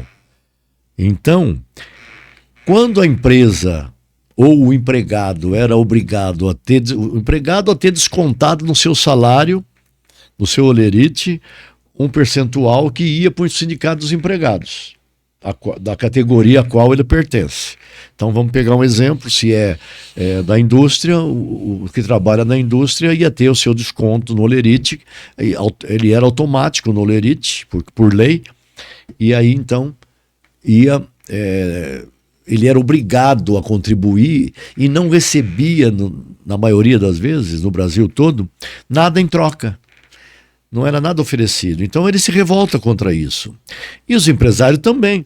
Se ele não tem nada em troca, por que estou pagando ao sindicato uma contribuição assistencial ou confederativa? Era sempre a pergunta mesmo. Essa é a pergunta que fica. Então, por isso que há vamos dizer, esse lado negativo dos sindicatos, né? Então, a partir de 2017, no governo Temer, foi feita a reforma trabalhista. E na reforma trabalhista, tirou-se a obrigatoriedade desse desconto de folha no holerite do empregado. O empregado ele precisava autorizar o desconto, que é uma coisa, a meu ver, mais correta. Não é? Por quê? Porque se ele nota que o sindicato dele trabalha e oferece alguns benefícios para ele de livre e espontânea autoriza que eu seja sócio. Eu também concordo, é uma lógica, né? Uma lógica. Você está fazendo bem para mim, eu continuo com você. Continua com é um casamento, é um clube, é um relacionamento. Um clube de serviço. Sim, é um clube. Sim. O patronal, a mesma coisa. Se o sindicato está oferecendo retorno, serviços, eu vou pagar. Se não está, não sou obrigado a pagar. Então isso caminhou. E isso deu uma burilada aí, deu uma peneirada. Muitos sindicatos fecharam, outros porque não tinham serviço a oferecer. Muitos se agregaram um ao outro. Tem casos, principalmente em São Paulo, de ter na mesma sala 3 sindicatos com uma secretária atendendo o telefone, porque eles não prestam serviço de nada. Vai fazer o quê, né? Vai fazer o quê? Estavam viciados em receber. Outros fecharam. Então é uma realidade. Falando agora, vamos falar do Sincomércio. Falar de você agora. E vamos falar até dos Sincomerciários, né, que eu acompanho. São 2 sindicatos que oferecem serviços para a sua categoria. Tanto o Carlinhos com o Sincomerciário, como nós com os nossos sindicatos Sincomércio. Nós oferecemos serviços, então nós temos associados que espontaneamente eles querem ser sócios do sindicato para poder usufruir dos benefícios. Então nós temos um departamento jurídico, tanto o nosso sindicato como o do Carlinhos, que atende a nossa categoria gratuitamente, não é? Se nosso caso, algum empregado entrou com uma ação contra o patrão é associado ao nosso comércio, vai lá, é defendido gratuitamente nas ações, orientações, locações. O patrão, o dono do prédio está cobrando, está certo, vai lá, nosso advogado atende. Então nós temos essa estrutura completa com o Dr. Roberto, que está lá há anos conosco, toda a experiência que tem. Nós temos o SCPC no sindicato, as lojas fazem consultas, não é? Pagam por isso, mas tem uma tranquilidade na hora de vender. Nós temos aluguéis de salas, que desde que nós saímos da Rua Aracaju e construímos na Avenida Benedito Zancaner, nós tivemos uma estrutura física muito maior, adequada às nossas necessidades e às necessidades dos comerciantes. Então, a gente tem cursos, palestras, a gente inova. Então, tudo isso daí, as parcerias que nós temos com o Sebrae, com a Prefeitura, com o Sesc, com o Senac, é uma estrutura grande que movimenta tanto os comerciantes como os próprios O comerciários. motivo é para atrair mais pessoas, mais empresários. Mais empresários, Te força a fazer isso. Força a fazer, nos empurra para isso aí. Teoria que trabalha, não é? É importante também salientar que o patronal não, os diretores patronais não recebem nenhum centavo para ser diretor, faz tudo porque é o ideal dele trabalhar para que possa colocar em prática alguma ideia que tenha, que vai beneficiar o comércio, o comerciante, não é? Então tudo isso, os empregados já é diferente, aqueles empregados que estão no sindicato e que são obrigados a deixar o emprego para poder trabalhar na diretoria, esses também continuam recebendo o seu salário, embora não precisem trabalhar na loja. Tá. Não é? Então, é uma estrutura lógica nesse sentido. Né? A ideia que se tem é que o patrão é rico, é uma ideia errônea, mas é uma ideia que se tem é que ele é rico, já que ele tem uma empresa, então ele não precisa ganhar, não pode ganhar. Entendeu? Então, o funcionário não, ele já sai do emprego, precisa ganhar. Então, é assim que trabalha. Não reflete muito a realidade, porque eu digo, um microempresário, principalmente hoje, um MEI, passa dificuldade, não é fácil. Para ele ser presidente do sindicato, ele tem que largar a empresa dele, pelo menos uma parte dela, para poder se dedicar bem ao sindicato. Então, mas tudo bem, não é esse o ponto a ser discutido. Mas essa é a realidade. Então, o sindicato vai crescendo. Eu falo... Às vezes as pessoas falam, pô, você está há tantos anos no sindicato, né? Não é hora de dar lugar para outro? É hora, desde que a gente tenha alguém que se disponha a doar gratuitamente a doação. Sim. Várias horas do seu dia e muitas vezes do seu lazer, de tudo, para tomar conta do sindicato. Você está me dizendo então que você tem um amor pelo sindicato, um carinho, um respeito, sim, mas você não tem uma posse pelo sindicato. Porque é uma da pergunta que eu quero fazer para você falar para as pessoas. E outra, te machuca? Porque não é possível. Você deve ter escutado muitas críticas já. Ele não larga lá, não sai de lá. Você não te machuca essas coisas ou não? Eu não recebo. Eu não sei, as pessoas têm muito respeito por mim, tá, né? Por ser um cargo que você não recebe nada, tá lá dedicando seu tempo, às vezes a ouvir críticas de comerciantes, não é? Por exemplo, agora, para fazer uma coisa mais recente, nós estamos, acho que pela 5ª vez na história, transferindo o feriado de 8 de agosto, dia do padroeiro, que cai numa sexta-feira, nós estamos transferindo para uma segunda-feira. Já fizemos o pedido ao Padre Oswaldo, o Sem Comércio e os Sem Comerciários fizeram o pedido, o Padre Oswaldo já autorizou e vai ser transferido. É importante a pessoa entender, quer dizer, não é a cabeça de vocês, os empresários também concordaram. Sim, a gente faz reuniões. É para a importância isso. É porque nós temos o Dia dos Pais no domingo.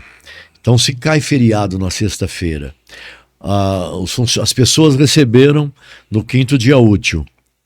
O feriado cai no dia 8. Então, tá fechado o comércio, não tem lógica. Eles vão comprar fora de Catanduva. Então, as pessoas têm que entender isso. Quer dizer que não é qualquer coisa, ele não mudou a data porque acha melhor para a prefeitura. Não é nem iniciativa da prefeitura. É bom entender isso. A iniciativa é do sindicato nosso e do Sim Comerciário dos empregados.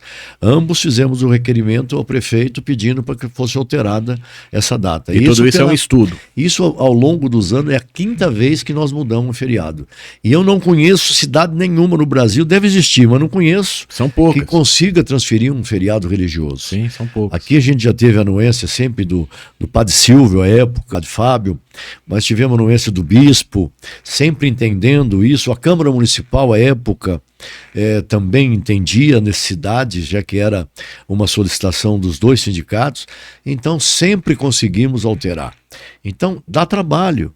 Às vezes tem ano que não há necessidade de alterar, porque cai numa quinta-feira, numa quarta, então dá tempo ainda de comprar, mas às vezes tem comerciante que acha que não, que tinha que mesmo assim alterar.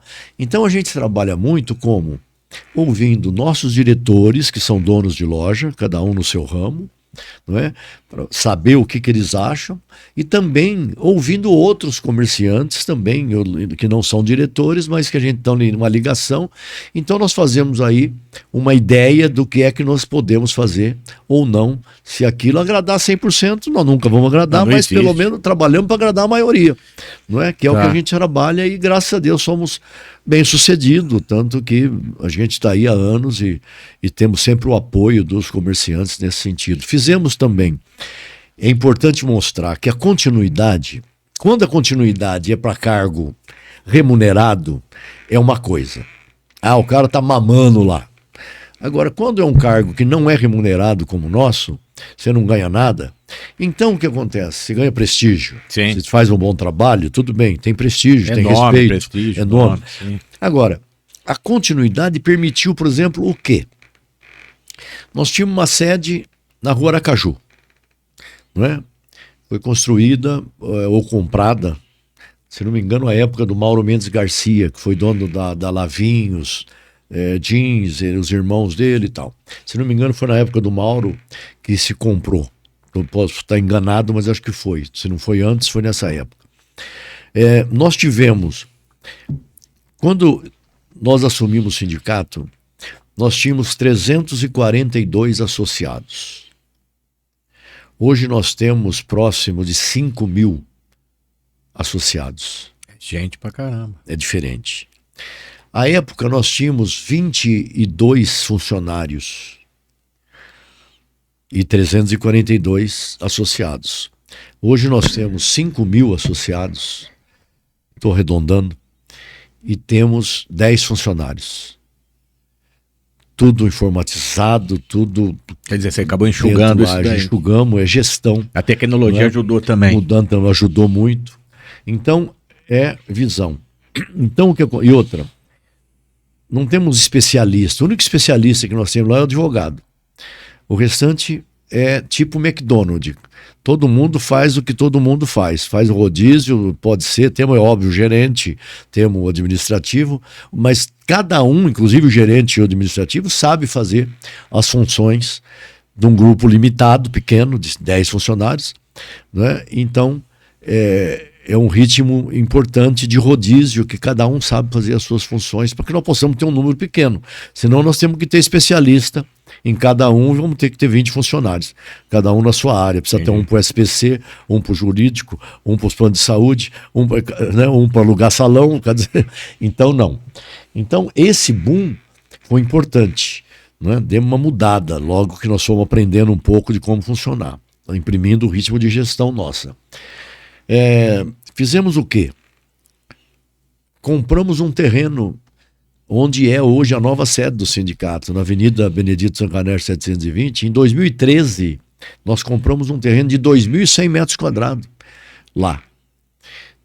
Tivemos que fazer tudo nele depois. 2016, nós construímos a sede atual lá na Benedito Zancanaro. Então, uma sede que hoje conta com 1.000 metros quadrados de construção. Não existe no estado de São Paulo, a não ser nas grandes cidades, capitais e tal, e não em todas, não, sindicatos com esse tamanho, com esse porte, com essa estrutura. Não tem. Todo mundo que vem aqui baba, vamos dizer, em terminologia popular aí.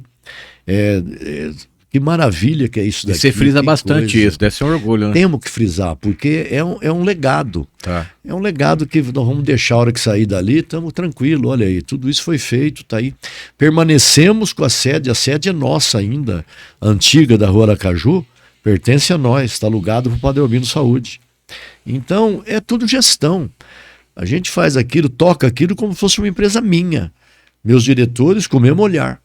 A gente se dedica a isso aí, a ter gestão. As pessoas precisam entender também, assim, vocês trabalham, vocês lutam, vocês batalham com os empresários que já estão em Catanduva no ramo, mas vocês têm uma luta também de tentar trazer novas empresas, novos negócios, isso aí é mais parte da prefeitura? Isso não, daí é... Não. A gente mantém contatos, não é tanto uma função precípua nossa, mas a gente mantém contatos. Esse pessoal que vai vir agora Eu esqueci o nome do supermercado novo que vai chegar agora aqui onde era o Vencedor. Vaporé, uma coisa assim. Esqueci o nome, vamos lembrar.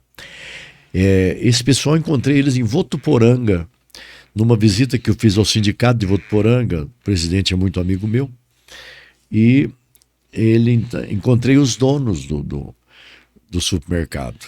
E aí eles estavam abrindo em Votuporanga. E eu disse, por que não vão abrir em Catanduva? Entendeu? Ah, mas tal. Aí eu falei de Catanduva, tal e tal, tal. Voltaram a manter contato comigo depois, isso foi antes da pandemia. Aí a pandemia segurou tudo, né, por um bom tempo. Aí depois voltaram a manter contato conosco para vir para Catanduva, e estão chegando em Catanduva, vão se instalar ali na Minas Gerais, esquina com a Ceará, onde era o Vencedor. Você acha que a gente consegue trazer também, além disso, empresas diferenciadas? Você acha que Catanduva comportaria isso daí também? Comporta. O que acontece, tem muita indústria, principalmente as grandes indústrias, elas precisam mão de obra qualificada para poder abrir em Catanduva. Eu lembro que uma época o Carlos Eduardo era o prefeito de Catanduva. Lutou muito para trazer a fábrica de motores, se não me engano, ou da Scania. Da Scania, eu acho que foi da Scania. Se não me engano. Caminhões, né? Caminhões. Muito para trazer. Os concorrentes eram São Carlos, tinha uma outra cidade, e Catanduva.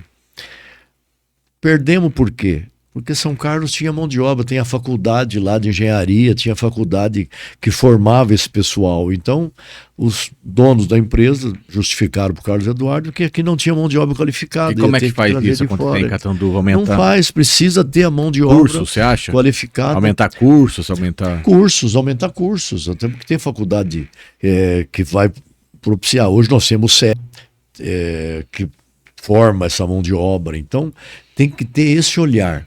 Aí entra já um olhar da prefeitura, somando com a associação comercial, somando com o sindicato, no sentido de, junto com essas entidades, SESC, SENAC, SEBRAE, SESI, tudo isso daí, procurar ver qual é que é o rumo o que está faltando em Catanduva, quais são os cursos que estão faltando, e estabelecer esses cursos para que venham para Catanduva. As pessoas precisam entender então que não é simplesmente trazer a empresa traz, mas o empresário só vem para cá se tiver mão de obra. A mão de obra precisa ter cursos, senão tem que trazer gente de fora é mais caro. É mais caro. Aí ele fala, não vou abrir aqui, vou abrir em tal cidade que lá tem a faculdade, tem curso, tem isso. Para você ter uma ideia de estrutura, como tudo é estrutura, a gente está sempre em contato, né, com muita gente. Conversando com um corretor aí do escritório de imobiliária, e ele falou, Ivo, Catanduva, nós não temos, por exemplo, galpões com 10 mil metros quadrados. Ele falou, tem empresas que querem galpões de 10 mil metros quadrados. E não se instalaram aqui para fazer a logística de distribuição dos seus produtos, para ter aqui o seu CD, o centro de distribuição, porque não tem um galpão desse tamanho, não é? Onde possa abrigar tudo isso e também abrigar os caminhões, a estrutura toda e tal.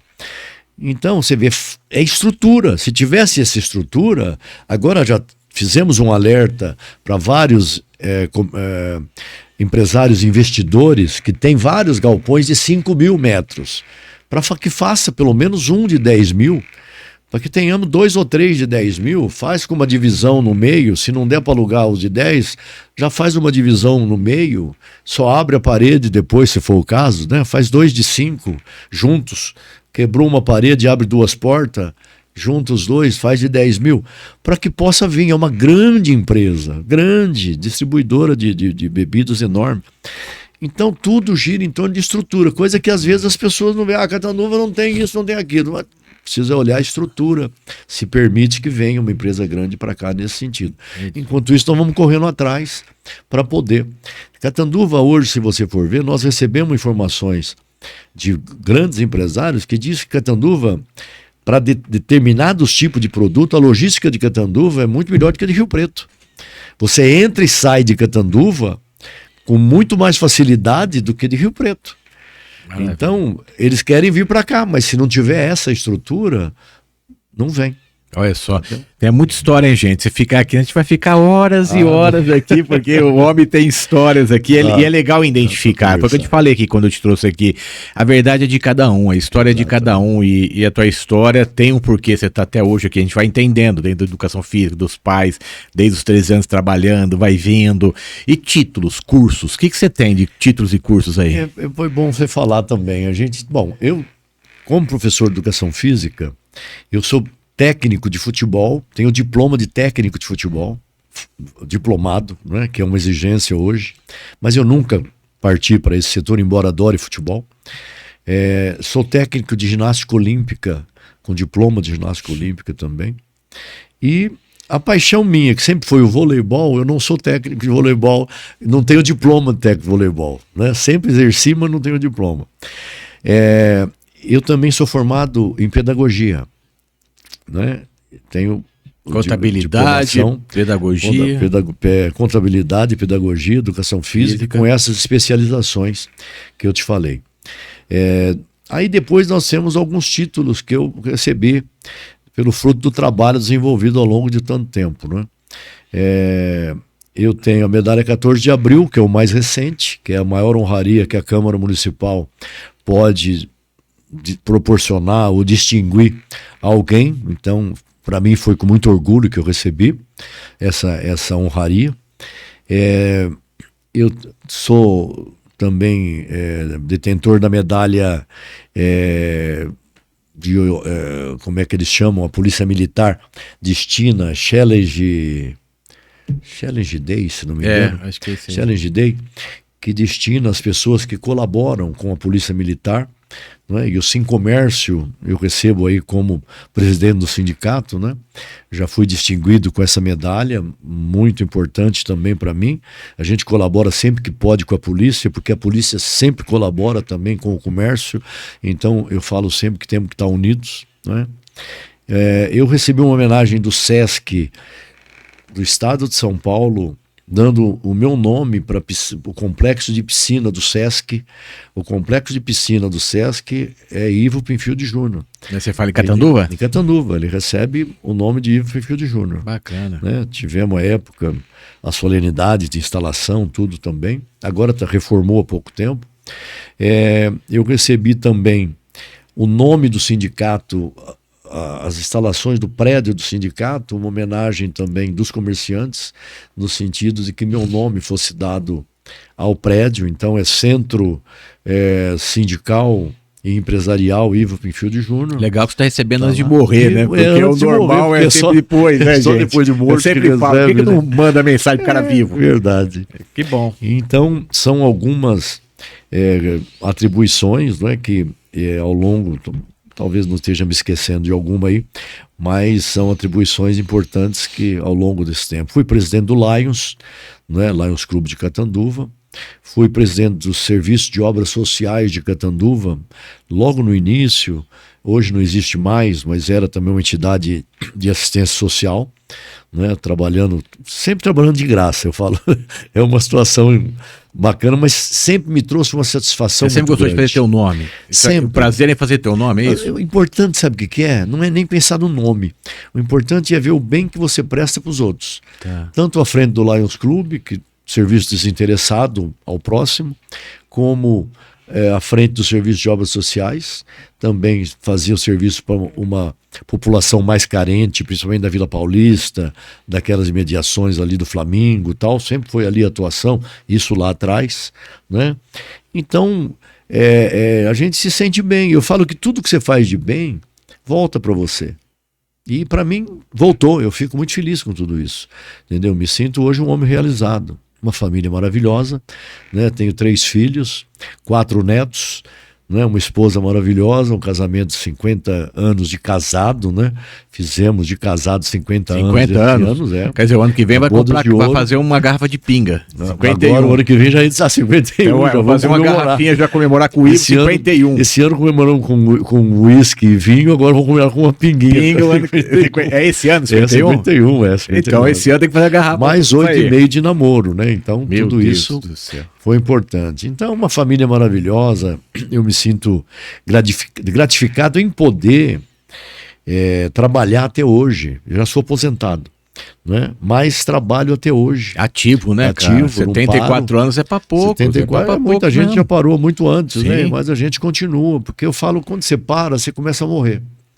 É claro que você vai desfrutar, mas você começa a parar, aí começa a vir Alzheimer, começa a vir umas coisas, porque você não é obrigado a estar ligado. Tá. Né? Hoje eu sou obrigado a estar ligado, tá por dentro das leis, por dentro das inovações, por dentro de curso, palestra, viagem. A hora que parar, parou, é o começo da morte, eu falo, é o começo do fim. E a Vera, a mesma coisa. A Vera também é aposentada, mas recebeu o convite do Padre Oswaldo para ser a primeira-dama do Fundo Social de Solidariedade, já que ele não é casado, então a Vera aceitou, né? E ele mesmo brinca que a primeira-dama é a Vera. Então ambos trabalhamos, nós levamos uma vida normal de trabalhos.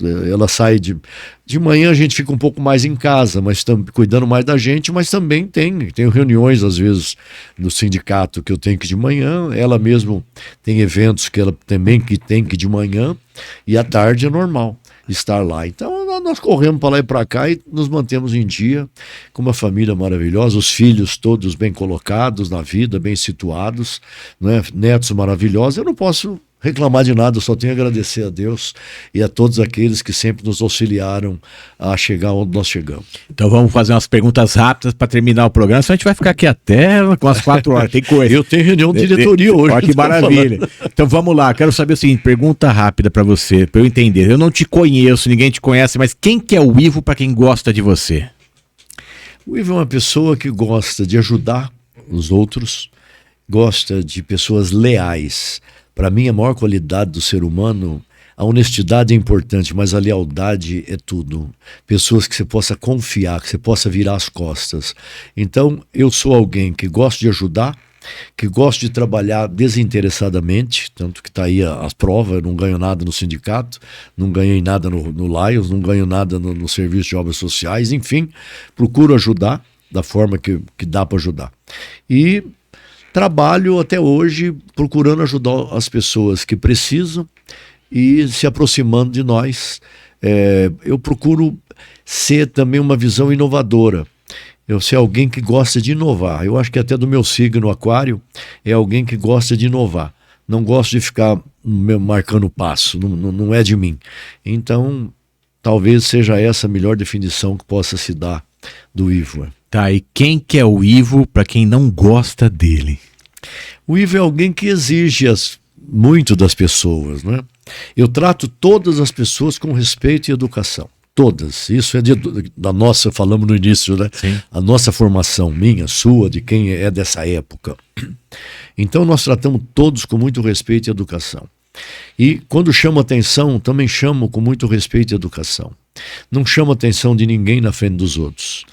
Eu tenho meus funcionários que trabalharam comigo enquanto eu tive loja com funcionários. Muitos anos ficaram comigo. Nunca tive, que eu saiba, reclamação de que alguém saiu insatisfeito comigo. Não é? No sindicato hoje, meus funcionários estão comigo, que eu tenho menos anos, acho que tem 4 anos, ou que tem menos, depois tem outros que estão comigo até antes de eu entrar, e permanecem porque é um ambiente bom de trabalho, não é? Então eu acho que quem reclama do Ivo é o que o Ivo exige, né? Se eu procuro dar todas as condições de trabalho, para quem quer que seja. Agora, tem que ter a reciprocidade, tem que ter o retorno. Se não tiver o retorno, o Ivo cobra.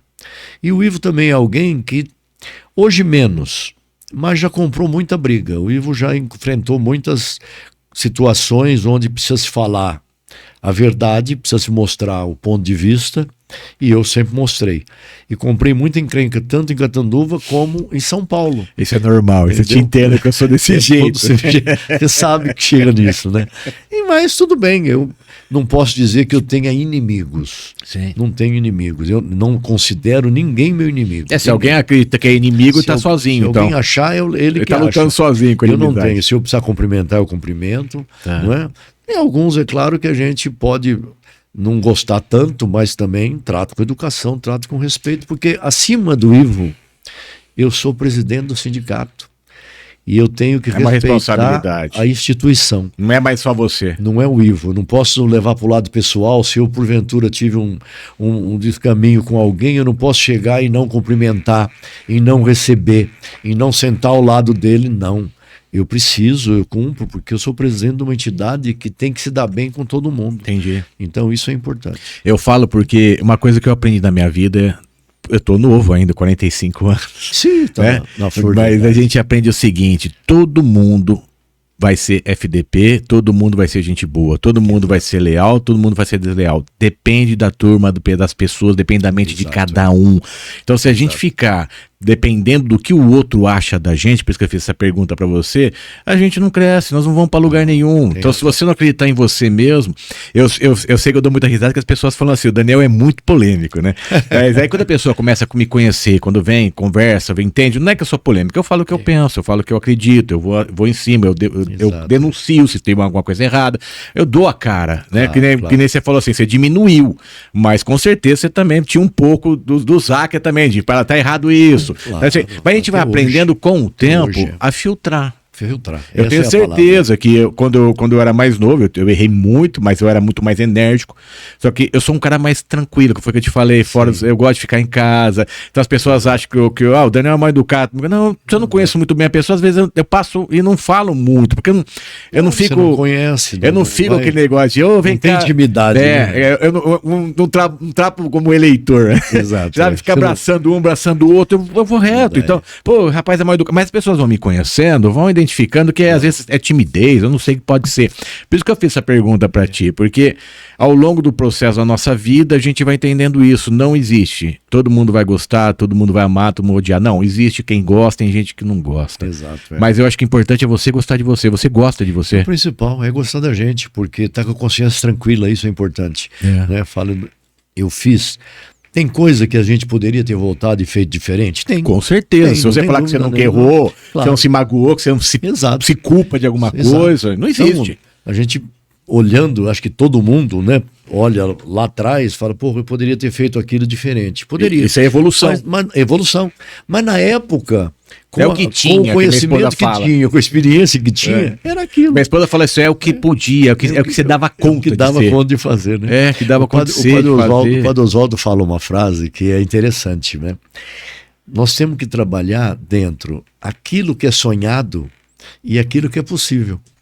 Nem sempre o que é sonhado é possível. Não é? Então, nós trabalhamos nessa linha. Às vezes não dá para fazer aquilo que todos gostaríamos de fazer, ou é a situação do sonho. Não dá para fazer, nós temos que fazer o que é possível fazer. E nós trilhamos dentro dessa linha aí. Mas acho que os prós são muito maiores do que os contras. Venceu, então os prós venceu, então. Então, para a gente sonhar um pouco, eu gosto de sonhar um pouco no sentido assim, você lembra que na nossa época, minha época, a tua época, com certeza pior ainda, orelhão. Orelhãozinho. Tinha aquele orelhão. Eu vou te dar duas fichas de orelhão de 50 segundos. Essa ficha de orelhão você vai ligar e ela vai ter 50 segundos para você falar com o seu pai. E 50 segundos para falar com a sua mãe. Você força, vai atender o telefone, vai dar o teu pai, né? E fala assim, fala, o que você quer comigo?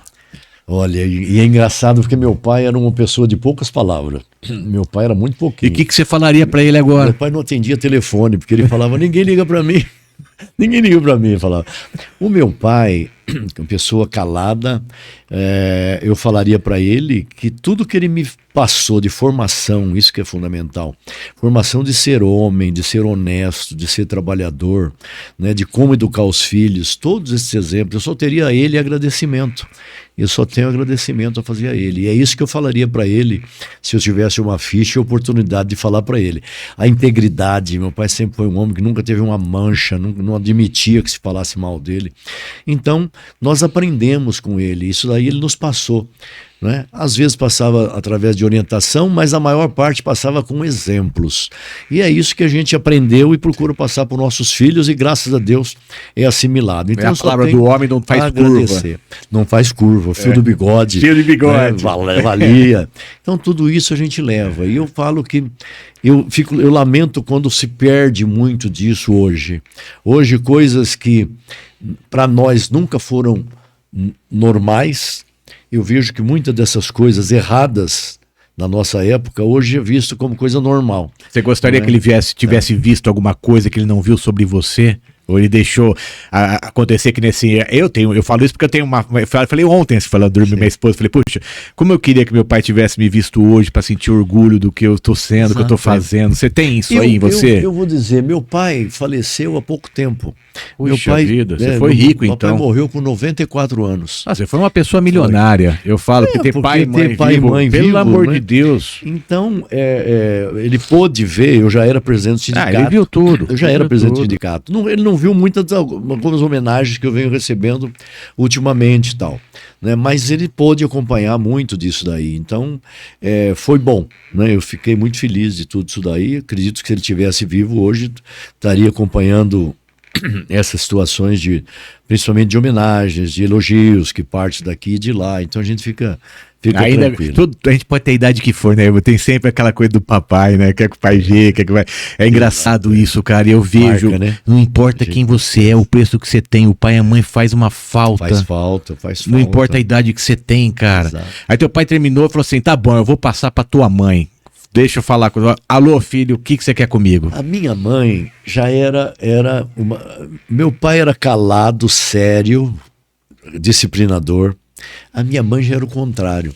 A minha mãe já era esfuziante, mamãe era alegre, mamãe era o lado bom da vida, mamãe era amiga dos filhos e muito brincalhona, fazia de tudo para que os filhos se dessem bem, entendeu? Então, a minha mãe, onde ela entrava, na roda de amigas e tudo, então eu também só quero agradecer a minha mãe, Euni, não é?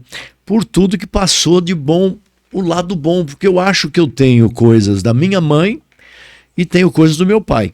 Nos momentos em que há necessidade de ser sério e falar sério, ser disciplinador, ser rígido, é do meu pai, eu sou. E tenho o meu lado brincalhão também, o lado de piadinha, o lado de tirar sarro de alguma situação, não é? De ser mais, como é que eu diria, mais simpático. É o lado da minha mãe. Meu pai não era simpático, né? Então, eu tenho os dois lados, né? Se é preciso ser firme numa negociação... Lado da moeda. Lado da moeda. Se é preciso ser firme, vou negociar, né? Vou chamar atenção, é meu pai. E quando é brincalhão, é o lado mais de simpatia, de amizade, é minha mãe. Então, eu só posso agradecer. Mamãe, agradeço onde estiver. Leva um beijão.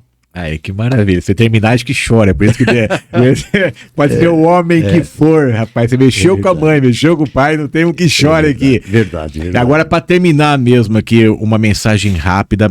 Sabe aquele famoso corte da eternidade? Esse corte da eternidade, eu gostaria que você mandasse uma mensagem para os teus familiares. Não só para tua esposa, para os teus filhos, para os teus netos, para os bisnetos que vierem aí no futuro. Você sabe, família para nós é muito importante. E friso isso porque a nossa origem é família Seneviva. Seneviva. Do Seneviva é que vieram os Pinfield, vieram... não é que vieram os Buchianeri, mas os descendentes de Seneviva foram casando com Buchianeri, foram casando com Silva, foram casando com Fusco, foram casando com Mastrocola, foram casando formando uma família Montiglione, não é? Foram formando uma família enorme. Tanto que nós fazemos um encontro que chama Enfase, que é o encontro da família Seneviva.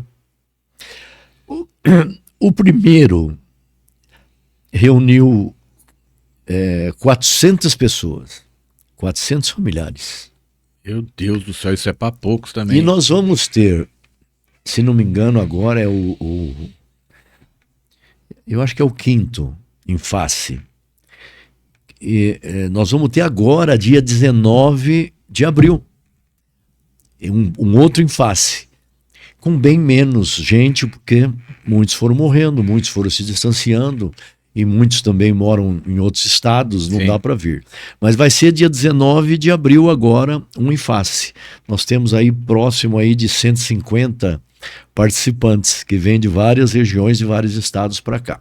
Então a família nós cultivamos, não é? Nós temos esses dados. Nós fazemos mensalmente na minha casa, todos os familiares aqui de Catanduva, nós reunimos em casa e fazemos uma tradicional esfirrada. São 200, 300 esfirras que são feitas pelas minhas cunhadas. Deu fome agora, entendeu? Isso aí. Elas fazem e é uma delícia, fazem vários tipos, vários recheios, e fazemos em casa, reunimos aí 20, 30, chega a ter 40 pessoas, às vezes parentes nossos, todo mês isso é feito na minha casa, entendeu? Então, nós temos uma tradição de reunir a família, o Natal é feito na minha casa, com familiares, esses mesmos familiares de Catanduva, não os do Enface, né, que são muitos, mas os de Catanduva, reunimos ali em casa. Então, o recado que a gente tem é que sejam exemplos, como nós procuramos ser e como recebemos dos nossos pais, de boas pessoas, honestos, trabalhador, que deem exemplo para os seus filhos, e esses, por suas vezes, vão dar para os seus netos. Então, eu acho que é aquele respeito que mesmo que, e é o recado que eu estou dando, mesmo que com a evolução dos tempos, os valores tradicionais de respeito a pai e mãe, continue, né? Continue. E o que eu percebi também é que não acabem a tradição, hein? O Ivo já deixou bem claro aí, foi contando as histórias, todo mundo, as esfirras, essas partes da vida de vocês aí, não pare essa tradição, né? Exatamente. Esse é o recado também. Não termina a tradição. A gente vai passando, mas os filhos vão ficando e já tem isso. A Vera, que é o grande dínamo disso, vamos falar. A Vera, embora não seja Seneviva, eu sou, né, Pinfield, descendente, mas a Vera é o dínamo. A Vera ela é mais Seneviva talvez do que eu, porque ela, hoje, por sinal, a comissão organizadora do Enface está se reunindo em casa, nesse horário agora, está lá se reunindo em casa. A Vera está lá participando, ela é ativa. Você vê, não sou eu que estou lá, ela que não é Seneviva, mas todos a veem, né, como um membro. Ela faz parte das comissões organizadoras desde o primeiro. Então, concentra tudo nisso, a comissão está lá definindo os últimos detalhes e participa. Então, nós somos muito família. Então, a tradição é a continuidade. Família é a base de tudo. Quem tem família tem tudo. Maravilha, maravilha. Eu acho que foi um dos episódios mais prolongados, mas porque tem muita história mesmo. E eu quero agradecer muito a tua presença aqui. Eu acho que você gostou, né? Você gostou, acho que foi. Gostei demais. Você me fez até emocionar. Eu tô vendo, né, que você teve que parar um pouco ainda. Mas eu gosto disso. Verdade. Eu tava falando pra minha esposa isso daí, falei. A gente está fazendo uns trabalhos fora de Catanduva também, grandes empresários mesmo, diretores de Johnson & Johnson, e essa galera aí, você percebe, no final eles se emocionam, esse lado humano que é gostoso, cara, é isso aí que você traz, você mostra que a pessoa é igual a você, igual ao outro, não importa o cargo, tem sentimento, tem dores, tem amor, tem paixão, tem tudo, Ivo, e eu acho que é isso que eu tô tentando trazer pro Café com Zac, essa 7ª temporada justamente é isso, mostrar para as pessoas que tem esse lado humano, porque nós estamos deixando para trás esse lado humano. Tá tudo muito frio, tá tudo muito poderoso. Se o cara tem poder, eu quero fazer amizade com ele. Se ele não tem poder, eu quero distância dele. E desde nessa época, você acabou de falar, da época dos 13 anos, o Ivo novo, o Ivo vindo, que se unir com pessoas, unir com pessoas. Nessa entrevista inteira você falou, né? gente, pessoas. Você nunca falou sozinho, você nunca falou a palavra eu. Não, você vê que você tem razão, porque quando você une as pessoas, eu sempre fui disso aí, a classe unida, ela consegue obter objetivos, vamos dizer, né? Chegar a objetivos que sozinho você não consegue, não é? Nós temos uma frase que diz o seguinte, está escrito lá no sindicato: somente quem participa pode influenciar nas decisões. Então, somente quem participa pode influenciar nas decisões. Não adianta você ficar falando da sua casa, né? Tá em casa, por que não fez aquilo? Não, vai lá na reunião e dá seu pitaco lá, coloca em discussão e, se for aprovado, vai colocar em prática. É assim que a gente atua. Mas isso onde? Aonde tem um grupo de pessoas que você tem a oportunidade de ir lá e se manifestar, não é? Se você não está unido, como é que você faz? Você não tem. Um partido político é uma oportunidade que a pessoa tem de chegar lá e dar sua opinião. Eu acho que o partido tem que caminhar desse lado. Não serve, vou para outro lugar. É assim. Mas o cidadão não sabe a força que tem. Unidos. Sozinho não tem, unidos tem. Não é? É como o carvão, né? Sim. Um do lado do outro pega fogo, sozinho não pega. Sim. Então eu partilho disso, continuo acreditando. E até hoje nada me fez provar o contrário. Apenas a união dos esforços de quem está batalhando pelo mesmo objetivo. Aí entra a família tem o mesmo foco, é unida, consegue atingir. Onde há desunião na família é o começo do fim também. Não é? Pode ter o maior império. Começa a briga ali familiar, e a gente tem quantos exemplos disso? Até em Catanduva. Sim. E aí acaba-se o império, por mais rico que fosse. É o poder, é a ganância. Esquecem novamente o lado humano. Quero mais. Nós vamos morrer, nós vamos deixar histórias, vamos deixar mensagens. A vida é curta demais. Passa muito rápido. Né? É isso que me preocupa muito. Eu acho que eu tenho certeza que eu falo, até brinco que acaba sendo você um idoso com muito mais conteúdo para ajudar, porque eu tô melhorando cada ano que passa. Eu acho que esse é o programa também, o Café com Zaca, que me faz melhorar, porque são pessoas como vocês. Eu falo que eu leio um livro a cada um que senta aqui. É verdade, é uma história. É uma história, é um livro, é um aprendizado, é um crescimento que poucos, graças a Deus, eu tô tendo. Você tá tendo. Eu tô tendo. Mas você vai... É importante, nós trocamos ideias, você falou de algumas ideias suas. Tem que guardar esse material, tem que compilar esse material e tem que depois, no futuro, mostrar um pouco para quem era fulano, quem era ciclano. E o que é que conseguiu de tudo isso daí. Eu falo que eu tenho que, eu já plantei várias árvores, tudo, agora falta criar um livro. Então que seja o livro do Café com Zaca. Eu acredito nisso. Não, tá certo. É uma coisa que um dia vai acontecer. Tem que fazer, sim. Eu quero deixar isso aqui também, ó, deixar de lembrança. Esse aqui é de coração. Para você aqui, ó. É uma plaquinha, ela é singela. Para marcar a história desse programa que você tá aqui. É uma coisa bacana. Várias e várias tentativas. Vou guardar com muito carinho, né? Tem que guardar mesmo, porque foi escritório. Várias e várias tentativas, deixar bem frisado aqui. Lutas e lutas, ainda bem que o Lucas conversou contigo, né? Mas aí você vê que a polêmica morre, né? Porque na verdade é isso que eu te falei, eu quero entender, eu quero conhecer vocês, porque eu não quero mudar, principalmente, eu não vou mudar uma pessoa de 74 anos. Eu acho que já foi bem claro isso. Mas você sabe que eu continuo aprendendo com 74 anos, aprendo coisas novas, aprendo às vezes com meus filhos, aprendo com o diretor, aprendo com o funcionário, entendeu? Eu sempre digo pro funcionário, quando vocês têm uma ideia, traga pra gente, porque você vive o dia a dia lá, eu não tô lá. Eu posso dar ordens, mas eu preciso que você me traga um feedback seu de quais são as dificuldades que você está enfrentando para que a gente analise e mude. Agora, se você não fala, eu por mim não mudo. Então, são pessoas. Sim. Eu vou aprendendo isso com o tempo. Eu gostaria de agradecer vocês também que estão assistindo. Compartilha, manda para os seus amigos, divulguem. Os cortes vão separar, vão estar lá no cafécomzaca.com, entrevista do Ivo. Vai estar lá, tem várias outras entrevistas. No YouTube também, siga a nossa página, Café com Zaca. É muito importante seguir a página. É isso. Eu só tenho a agradecer você novamente. Muito obrigado por você ter vindo aqui. Mais um livro da vida, agora da vida do Ivo, foi aberto um pouco aqui. Sim, né? sim. Conseguimos fazer um resumão em uma hora e pouco, mas foi um resumão, né? Foi, porque eu falo que é importante que você vê que o Ivo não é só o Ivo, presidente do sindicato. Né? O Ivo tem uma história, uma vida antes disso aí. Que muita gente que nasceu e você estava como sindicato. Eu estava no sindicato. É muito tempo. Em 93 eu tinha 13 anos, cara. É isso. Quando começou a se entender, vamos dizer, por gente. 13 anos de idade. Já via o Ivo, presidente do sindicato. Então foi excelente relembrar tudo isso daí e mostrar um pouquinho para aqueles que nos assistem. Bacana. Obrigado. É isso aí, gente. Eu desejo para vocês um bom dia, uma boa tarde, uma boa madrugada para você que não dorme. Mais um episódio com sucesso, Café com Zaca. Espero vocês na próxima, hein? Muito obrigado, até breve, até lá. Tchau. Um abraço. Muito bem. Parabéns, maravilhoso, cara. Muito bom.